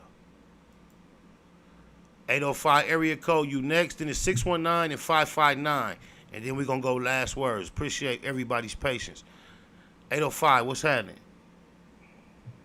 What up, Lo? Oh, what man. Okay, it's you. Hold on. Let's get to a couple more. 619, you in the black box with me and my good people. We finna wind it down. What's happening? SBI, what's happening with you, man? Am I in? You live and clear, all in our ear. Hey, man, check it out, man. I've been listening to what everybody's been saying, and it's all some real facts. And I think like a lot of times we just be hitting the surface of what the real issue of what we talking about is. And I think all of this comes from, even the banger part of it come from the finances within the community as a black people. You know what I mean? When you have people, and Ice Cube said it years ago, he said, having money, having jewelry, and having all that, living in the hood, in the ghetto, is like having a fat steak with a whole bunch of predators around, a whole bunch of lions and tigers. Everybody want a piece of that. You know what I mean? And we talk about black people having less than 1%, only less than 1% of the wealth in America. That's what makes us like that. That's what makes us be so aggressive to get a little bit of the money, just to get a little piece of the pie and stuff. And until we get to that point where we start circulating our black dollars amongst each other and supporting each other, and that's a fear. I can't even speak too much about it because they'll probably shut your stuff down because you're talking about taking money out of their pocket and putting it in our pockets as black people. Correct. You see what I'm saying? But when we start doing that and we start having the mentality of putting that money into ourselves and making it to where it's not such a predatorial environment because nobody has nothing. I got to get this from because I don't get it and I can't get it. You see what I'm saying? Once we start having it, all of this starts to just mellow out. Not saying that we ain't going to never have no problems. We definitely always going to have problems amongst our people, but it's going to be a different kind of problem. It's not going to be as aggressive. You know what I mean? Because, like I said, with the whole situation with the boy, rest in peace, if you don't understand L.A., I ain't from L.A., I'm from San Diego. You see what I'm saying? But every time I came to L.A., I knew it was on and cracking. It can happen at any time. It's like instant. They used to always tell me stuff happened really, really fast in L.A. and stuff happened really, really fast in New York. Tell me this. I hear what you're saying. I hear what you're saying, and I observe you identifying a problem, and that is effective. Yeah. That is essential. But I think even more important, what we got to figure out is starting identifying some solutions. Do you have any idea or even a suggestion on how we get to moving toward the opposite direction versus the condition we find ourselves in? We have to create an economic base. Okay. You know what I mean? No. Have money and what would be? How do we? Because I believe that. I agree with that. Yet I am clueless as how to spark that type of a reality. What needs to be done? How does that begin? When we have so many influential, well-to-do people of our same plight, why is it not already a spirit amongst our most lucratively blessed people to start these type of institutions, to spark it, to trickle down? Why is it such a hard, difficult concept to grasp when everybody else is doing it? Every other culture is doing it. Well, you got to think about it. Like where we came from as a people, we never had that. We've been taught, even to this day, when you teach your kids to go to school and to go to college to get a good job, you're basically teaching them to be a slave. You're not teaching them to be an entrepreneur. You see what I'm saying? So when you get to that point where, yes, we putting it right back into their pocket. But once we get to that point where we're saying, okay, go to college, go to school, but use that knowledge to create your own foundation of a business, to be an entrepreneur and hire other black people and circulate money within our community. We so stuck on that, get a good job, to get a retirement and 401k, and the only thing you're doing is helping the white people create more and more generational wealth. I'm sorry. We don't have any generational wealth. You know what I mean? Are we leaving our kids houses? Right. Are we leaving our kids properties? Are we leaving our kids businesses? You see what I'm saying? We spending all. Who's Roscoe's owned by? I'm not trying to say that. I can tell you. No, I'm gonna tell you. Who are they? It's a black owner, but he's a resident of Arizona. So imagine how often he even frequents his locations. He doesn't even live in California. See, you know what I mean? So to being from LA, ain't none of that money getting reciprocated into the neighborhood. Yeah, you need people that's from the neighborhood, that care about the neighborhood, that want to put back late great Nip. But you know, I want to tell you, I want to announce to you. That's what he was doing. But look, South Central and Compton are no longer black neighborhoods. We have a small remnant of blacks still occupying these places, holding on. But gentrification and other things have led to the fact that every time a property owned by a black becomes available, it's occupied someone other than a black. We are actively being replaced, and I'm not saying it's necessarily a negative thing, but the communities that we're talking about developing as our own are no longer ours to develop. They're a wrap. We have to execute these plans elsewhere in the places we're relocating to, because the typical Compton, Watts, South Central, it's gone. It's not ours anymore. Right. Facts. That's and that mentality, so just speaking on it every now and then, that, you know, this is what we got to start doing. We got to start building our own foundation. Like, even this conversation right here, it goes a little bit more deeper than what I'm willing to be speaking to right now on air. Respect. But we definitely have to be in that. And shout out to Tyreek. Shout out to Tyreek Nasheed, one of my closest constituents that is at the forefront of speaking on these subjects. So some of my most immediate influence is without associating myself with any specific organization or classification, I salute the homie for how he pushed, and he represents the positivity of unity and us establishing something for ourselves here in America, which I think is very important. Yeah. That's right. Absolutely. Absolutely. I feel like that's it's time. No more of that voting for nothing bullshit, man. It's time we get something out for our vote. Shout out to the FDA movement. Exactly. Foundational. FBA. Like, I feel like foundational black Americans. We don't have a foundation under us. Like, you know, about 4-5 generations ago, we coming out of slavery. Right. Everybody else got some sort of foundation under them. So I feel like we like a new people, and we still trying to figure it out. You know, it's very hard. That's deep. Trying to bring unity. And not only that, we sabotage. And you know why that's so deep? Because we talk about we don't have anything to leave our children when we pass, but our counterparts, they so ahead of us. when their kids get graduate age from high school, they're having budgets and seed money for their children to enter the entrepreneurial world with 6 figures. They're saving funds and having them ready for them. So while we talking about leaving them something, what about having something substantial for them to start with? We so far behind. Of course, they're leaving them something, but before they even leave them something, they're starting off with a hell of a head start, a hell of a boost. And then when you have that mentality of, we don't have it, we gonna get it. We gonna get it however we gonna get it. So when we catch somebody at the restaurant with all that jewelry and all that stuff, we finna get you because we trying to come up. Because in our mind, we feel like that's the only way we can come up. But like I say, we have to get to the core of the problem. The core of the problem is us have some type of foundation of money, us be included in this money that's being generated within this country. You see what I'm saying? Civil rights ain't existed for 100 years in this country yet. So how can we believe that we're equal to these other people that got these millions and millions of dollars? You know what I mean? So we have to not always look at the problem, because the problem is there. It's going to be there. But there is a deeper solution that's going to make it to where people are going to be able to go out one day and eat, not have to worry about being robbed, not have to be feeling like you got this fat-ass steak in the hood and everybody want a piece of that steak and we finna get you, because that's the mentality. Oh, this nigga slipping. We finna get you. We finna get this nigga. You know what I mean? You really about to walk up here with all this jewelry and all this money? Yeah. It's a sad. We gotta show each other how to eat. It's a sad mentality, but it is a reality, and we just trying to make those who are not quite aware of how it goes out here more aware. Like, it might look like it's cool, it might not be right, it might not be the best situation. However, it's a reality, y'all. We not putting no extras on it. It is come to the time to wind this up, y'all. So I want whoever chooses to be first to have their last words, go ahead, and let me let you know who all on here. We got the caller from the 619, the 718, the 323, the 424, and my boy 2 Nicks. He gonna be last. So out of the 424, 323, 718, 619, let's start wrapping it up. Last words, fellas. Look, the 619 is Big Tone. All right. Oh, go ahead. Go ahead, 619, Big Tone. Do your shit. Man, I just want to say this, man. SBI, keep doing what you're doing.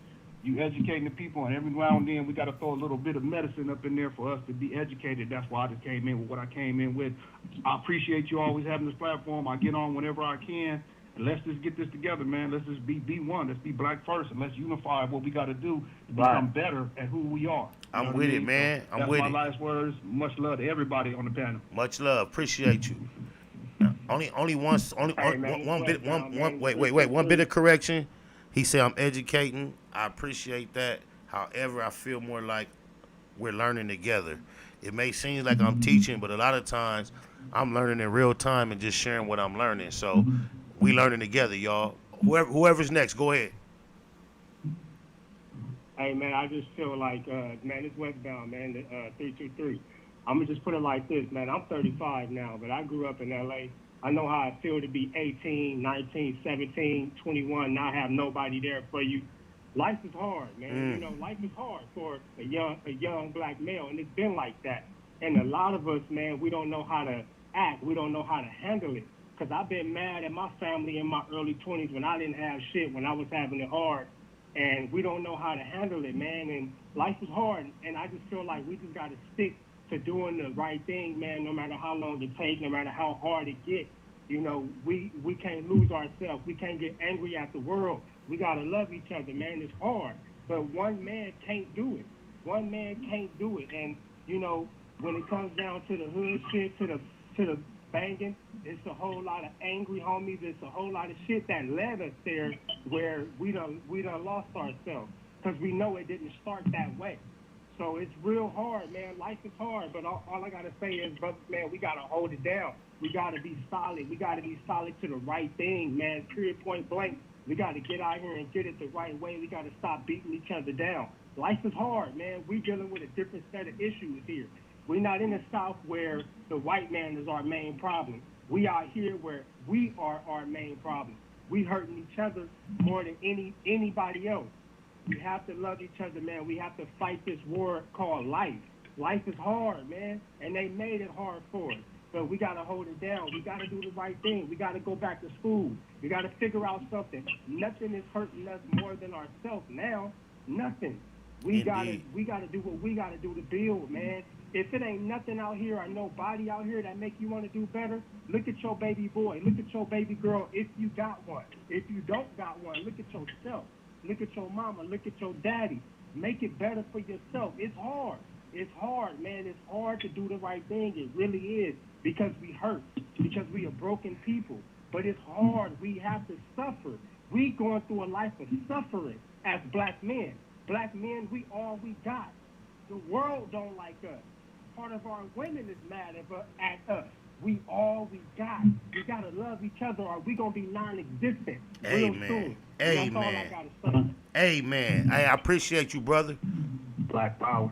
Oh, my mama. Okay, 424-718. Y'all figure it out. Do your shit, cuz. Yeah, 718. That was G-Style. All right, I just want G-Style. to say peace to you, SBI. I've been fucking with you since like 05, man. When I first saw you on the Smack DVD type shit. So Appreciate I was always you. fucking with your energy. You know what I mean? Definitely. Always to recognize you as a real one from way back then. Real recognize real. But I just want to say, yeah, with you know, we definitely need to get on code as a people, you know what I'm saying? It's time for us to definitely get on code. We need to get something for our political agendas, you know. For too long we've been getting used and abused. And it's time we get something, you know what I mean? Agreed. I think we just need to all get on code. We could definitely figure this shit out together, you know what I'm saying? Shit happens, you know what I'm saying? But it's not the end. We could definitely figure it out and move forward from there. But with that, I'm going to just land my plane with that. And I just want to say peace to everybody. Peace to the Google gang. Much Y'all peace. Hold it down. Thank you for giving me the time to be able to talk. Man, I appreciate your patience and your perspective and your position. Much love, loved one. You already. All right, 424, go ahead and let it go. Okay. What's cracking? Can y'all hear me? Yes, sir. Loud and clear. Appreciate your patience. Okay, cool. So, I'm just checking out y'all conversation. I'm actually from Ohio, and the culture is different. So, you know, you have the West Coast. They came out here like back in the 80s, the early 90s, and they started up a bunch of hoods. So, a lot of people here, they don't understand that culture of what's going on in the motherland. So it's wise to tap in and know what's going on. That way you can prevent things from happening. You know, as far as this black folks killing black folks, man, that shit is everywhere. I mean, I don't feel like no matter what we do, you know, you just gonna have those type of niggas who gonna always hate, gonna always scheme. So just moving in a good orderly direction. Cause they think it more strategic. It's the best thing you could do. Peace to all y'all. Glad y'all took time out to listen to me. I'm in Cincinnati. Hey, I appreciate you calling in from the sense. Hey, Spider. From the sense in, bro. Yep. Hey, Spider. That's my cousin. I connected him. Because I wanted him to hear what we were saying. You know, I couldn't hear all the way on the Midwest. I had to tap him in with you. Much love to him. Much love to the Midwest. Sin. Yep. Well, it's on you now. Go ahead. It's on you now. Okay. Like I said, man, everything we talked about today, cuz, you know, it was facts over feelings. You know, Spider Low, cuz you got me keeping it a Google. You got me telling these people to keep it a Google. I got that from you. I still that, cuz. Keep smashing. I appreciate you, homie. That ECC, that. I mean, you know, that shit really touched my soul, man. Because you know I lost a lot of loved ones, and it's just I bump that shit every morning. Free Uncle Doc, man, because I knew Uncle Doc. Free fucking Doc. Uncle Doc, Free man. little Doc Thone, Free all the ECC niggas, man. Yeah, free all the real free ones, all the blocks true. and the motherfucking neighbors. Yep, neighborhood rolling. Yep. That part. Much love, homie. I appreciate you. Don't let this be your last time. Oh, definitely not, love one. All right, Google gang. Google gang. That's hard. Two Nicks, what's happening, my near? Two Nicks, you there? That part of the show we call Real Near Radio, though, like. Real Near Radio, live in effect and direct, all in your ear. If we miss, we hit your neck. What you expect? Drop your intellect before I go and bounce to get a check. What's happening, Nick? Man, you know I gotta spit a cold flow from the low. I need that. that. I ain't from the set. It's all hood. Do your shit. She gotta generate dollars. I ain't trying to penetrate. The dinner date is just to get her on an interstate. The britches is khakis, but the chick's chucks beat her near to death with my fist like big slugs. Fuck the chump chains. I'm trying to see the big bucks. Bentleys and Porsches and super sport pickups. The flow will take your breath away like a hiccup. Shook up my sleeve that'll make her eat a dick up. If you went with a staff trying to paraphrase a paragraph, I got a vocab your ass I never had. I laugh at the thought of a confrontation. I'm unconcerned. I know you want conversation. Yeah, but it's all your life is compatible. Your life is collateral. Fucking with an animal. Bad as old Hannibal. Machine gun compatible. Fetish for the feudist. I'm fanatical, grammatical, gorilla, east side radical. Oh my It's mama. highly unlikely. It's Will ever be another one like me. None of them like me. It's likely because ain't none of them like me. It's highly unlikely that there will ever. With a pocket full of counterfeits and me pulling up with a pocket full of reds and the squares get up. You feel me? Oh my mama. I give a fuck if these hoes don't like me. You feel me? Live and direct. Hey, I appreciate you too, Nicks. As always, Google Gang for Death No Foolie. Much love. Shout out to We Is Gang TV in here, a young blogger that caught my attention some few months back. I tap into your all the time. Appreciate your perspective. Keep doing your thing. Keep building. Keep grinding. You got a blue wrench in here just because I respect your platform. I appreciated you being in here. I'm finna get up out of here. Appreciate y'all patience for hanging and banging with me. Y'all go tap in and help my little homies run the numbers up on this. This is called Trophies. Blue Smurf and Beezy. I'ma holler.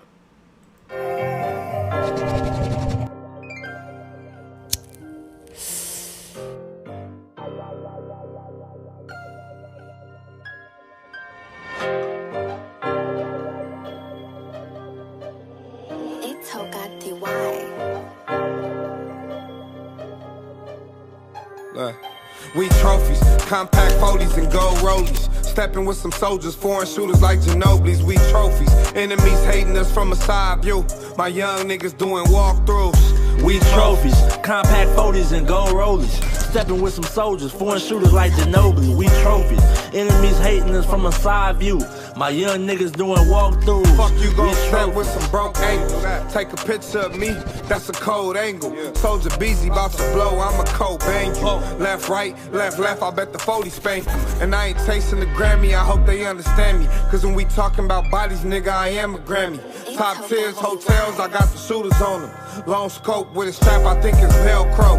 Shit ain't easy being busy, even Adele know. Me and Smurf on this track, about to break carts. We doing hits out of Dodge Darts. Sock him out at the Walmart. If we talking ball, I'ma knock him out the ballpark.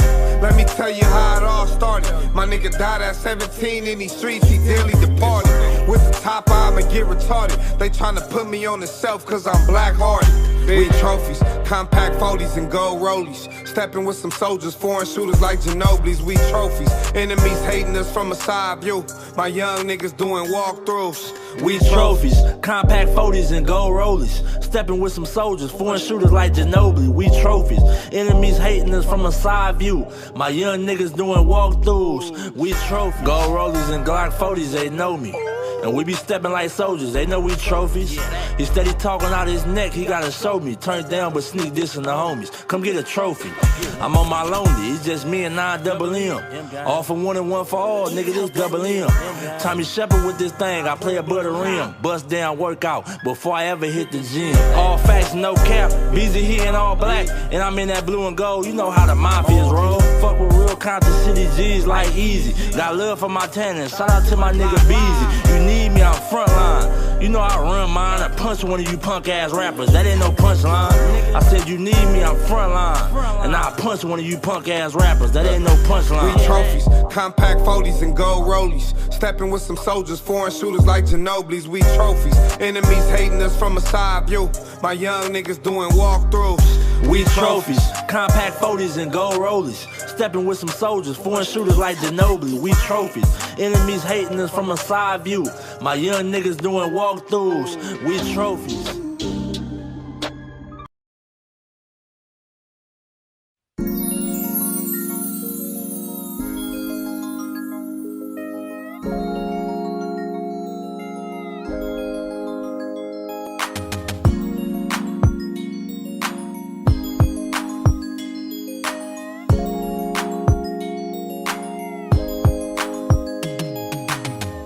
I'm thinking it's a Friday, but it's really only Tuesday.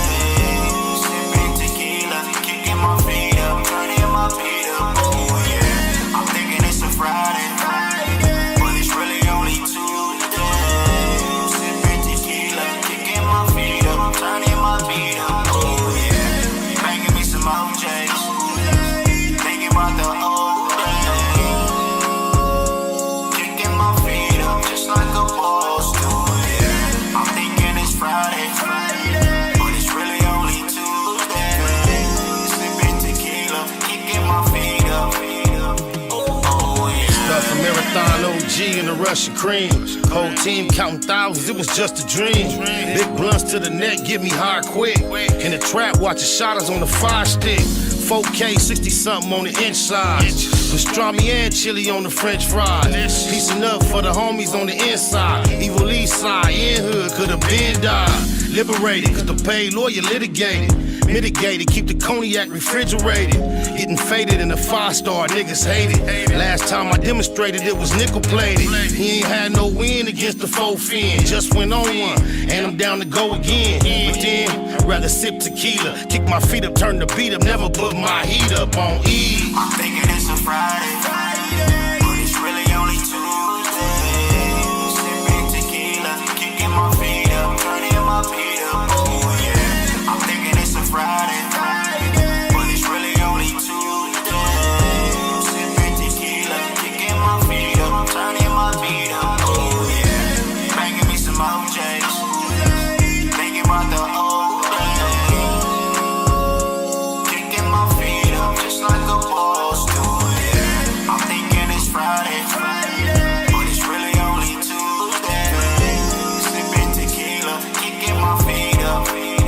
Oh Big yeah. hands on a baseball cap, I'm from the Max. Styrofoam cup full of Remy Martin, all cognac, no chase.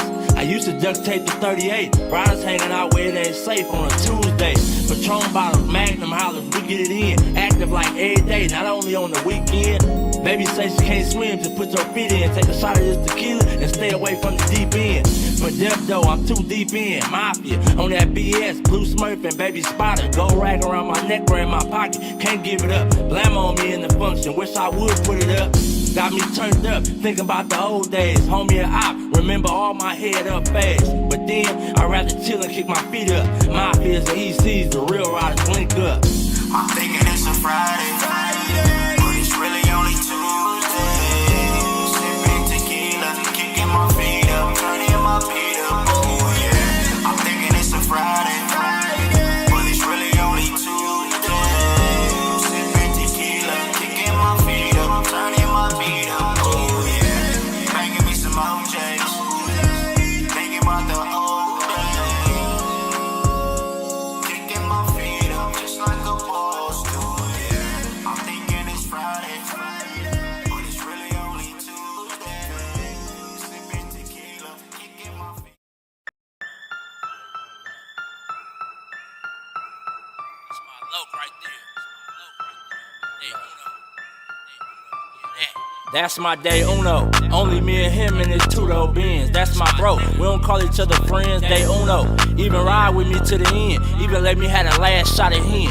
That's my day uno. We stay cracking. And when I die, he one of the niggas carrying my casket. Gang bang active, really with the shit, stay banged up. My day one ain't never changed up, that's my day uno. Niggas know it since day uno. For rare as a Tarzan, I'ma say puto.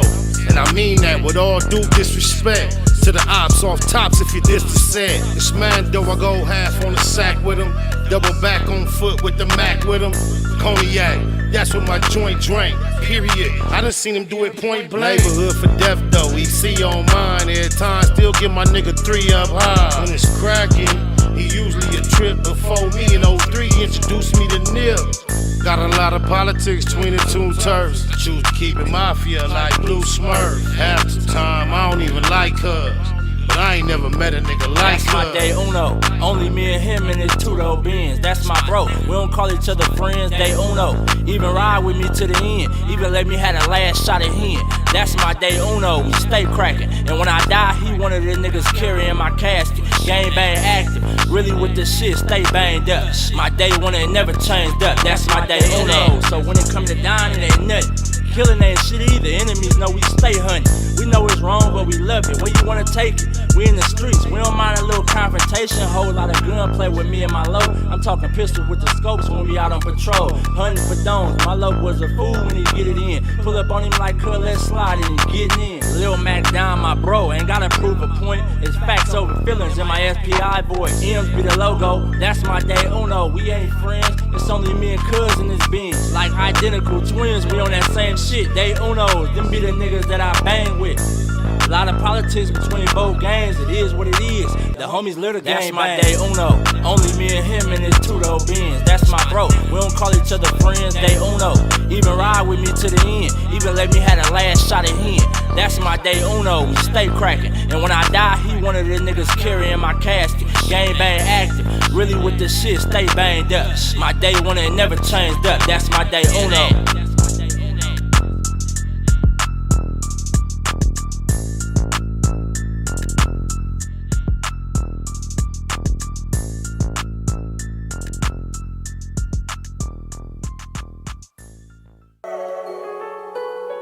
Google gang, straight legend. Google gang, SBI. Google gang, Google gang ain't here. You better keep that shit a Google when you mention me. First sign of disrespect, I'm turning Hercules. It's gonna be a lot of shirts pressed, rest in peace. Keep it a Google, better keep it a Google. Keep that shit Google when you mention me. First sign of disrespect, I'm turning Hercules.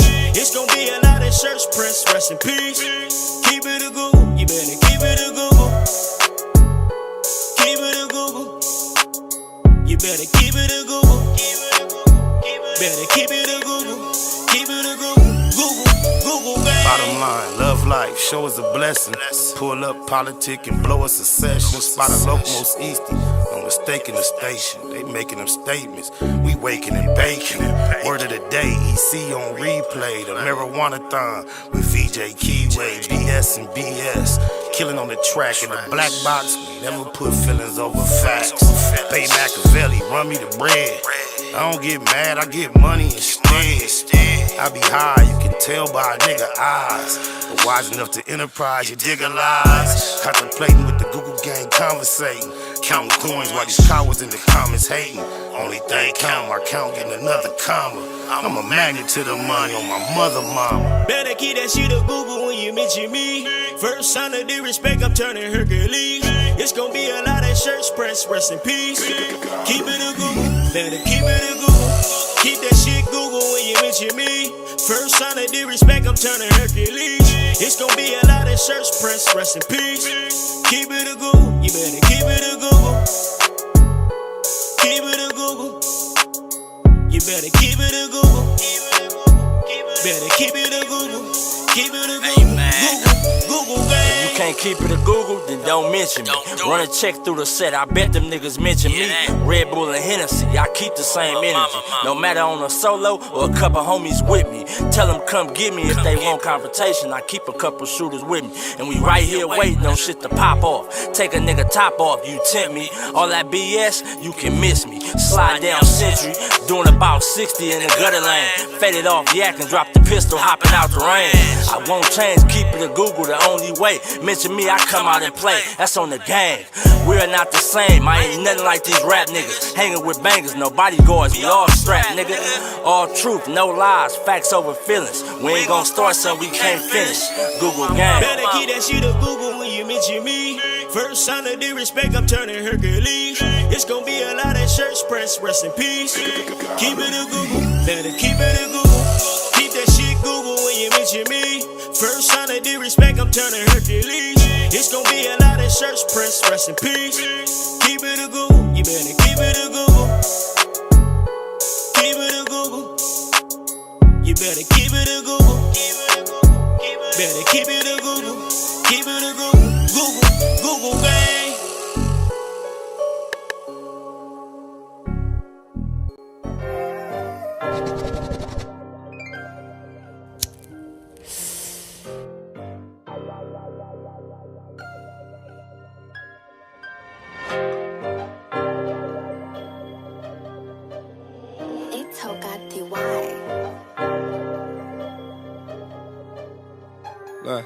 We trophies, compact 40s and gold rollies. Stepping with some soldiers, foreign shooters like Ginobili's. We trophies, enemies hating us from a side view.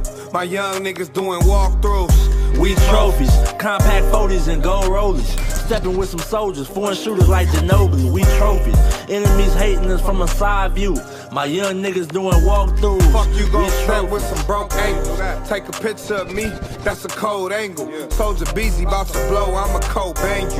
Left, right, left, I bet the 40 spank you. And I ain't tasting the Grammy, I hope they understand me. Cause when we talking about bodies, nigga, I am a Grammy. Top tiers, hotels, I got the shooters on them. Long scope with a strap, I think it's Velcro. Shit ain't easy being busy, even Adele know. Me and Smurf on this track, bout to break carts. We doing hits out of Dodge darts. Sock him out at the Walmart. If we talking ball, I'ma knock him out the ballpark. Let me tell you how it all started. My nigga died at 17 in these streets, he dearly departed. With the top eye, I'ma get retarded. They tryna put me on the shelf cause I'm black-hearted. We trophies, compact 40s and gold rollies. Stepping with some soldiers, foreign shooters like Ginobili's. We trophies, enemies hating us from a side view. My young niggas doing walkthroughs. We trophies, compact 40s and gold rollies. Stepping with some soldiers, foreign shooters like Ginobili. We trophies, enemies hating us from a side view. My young niggas doing walkthroughs. We trophies, gold rollies and Glock 40s, they know me. And we be stepping like soldiers, they know we trophies. He steady talking out his neck, he gotta show me. Turn it down but sneak this in the homies. Come get a trophy. I'm on my lonely, it's just me and 9 double M. All for one and one for all, nigga, this double M. Tommy Shepard with this thing, I play a butter rim. Bust down workout before I ever hit the gym. All facts, no cap, busy here in all black. And I'm in that blue and gold, you know how the mafias roll. Fuck with real Compton City G's like Easy. Got love for my tenants, shout out to my nigga Beezy. You need me, I'm frontline. You know I run mine, I punch one of you punk ass rappers. That ain't no punchline. I said you need me, I'm frontline. And I punch one of you punk ass rappers. That ain't no punchline. We trophies, compact 40s and gold rollies. Stepping with some soldiers, foreign shooters like Ginobili's. We trophies, enemies hating us from a side view. My young niggas doing walkthroughs. We trophies, compact 40s and gold rollies. Stepping with some soldiers, foreign shooters like Ginobili. We trophies, enemies hating us from a side view. My young niggas doing walkthroughs. We trophies.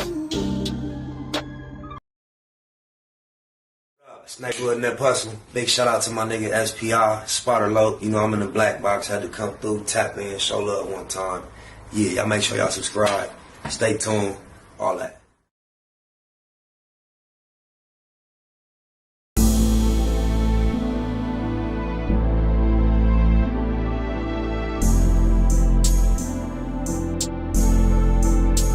Overlook my competition, never seeing them. I done train my mind that I'm going. You could tell by how I walk, talk, I'm a boss. A east side millionaire, homie, what you thought? My life is a movie. SPI Can't get close to me. They mad cause they can't be everything that they wanna be. Yeah.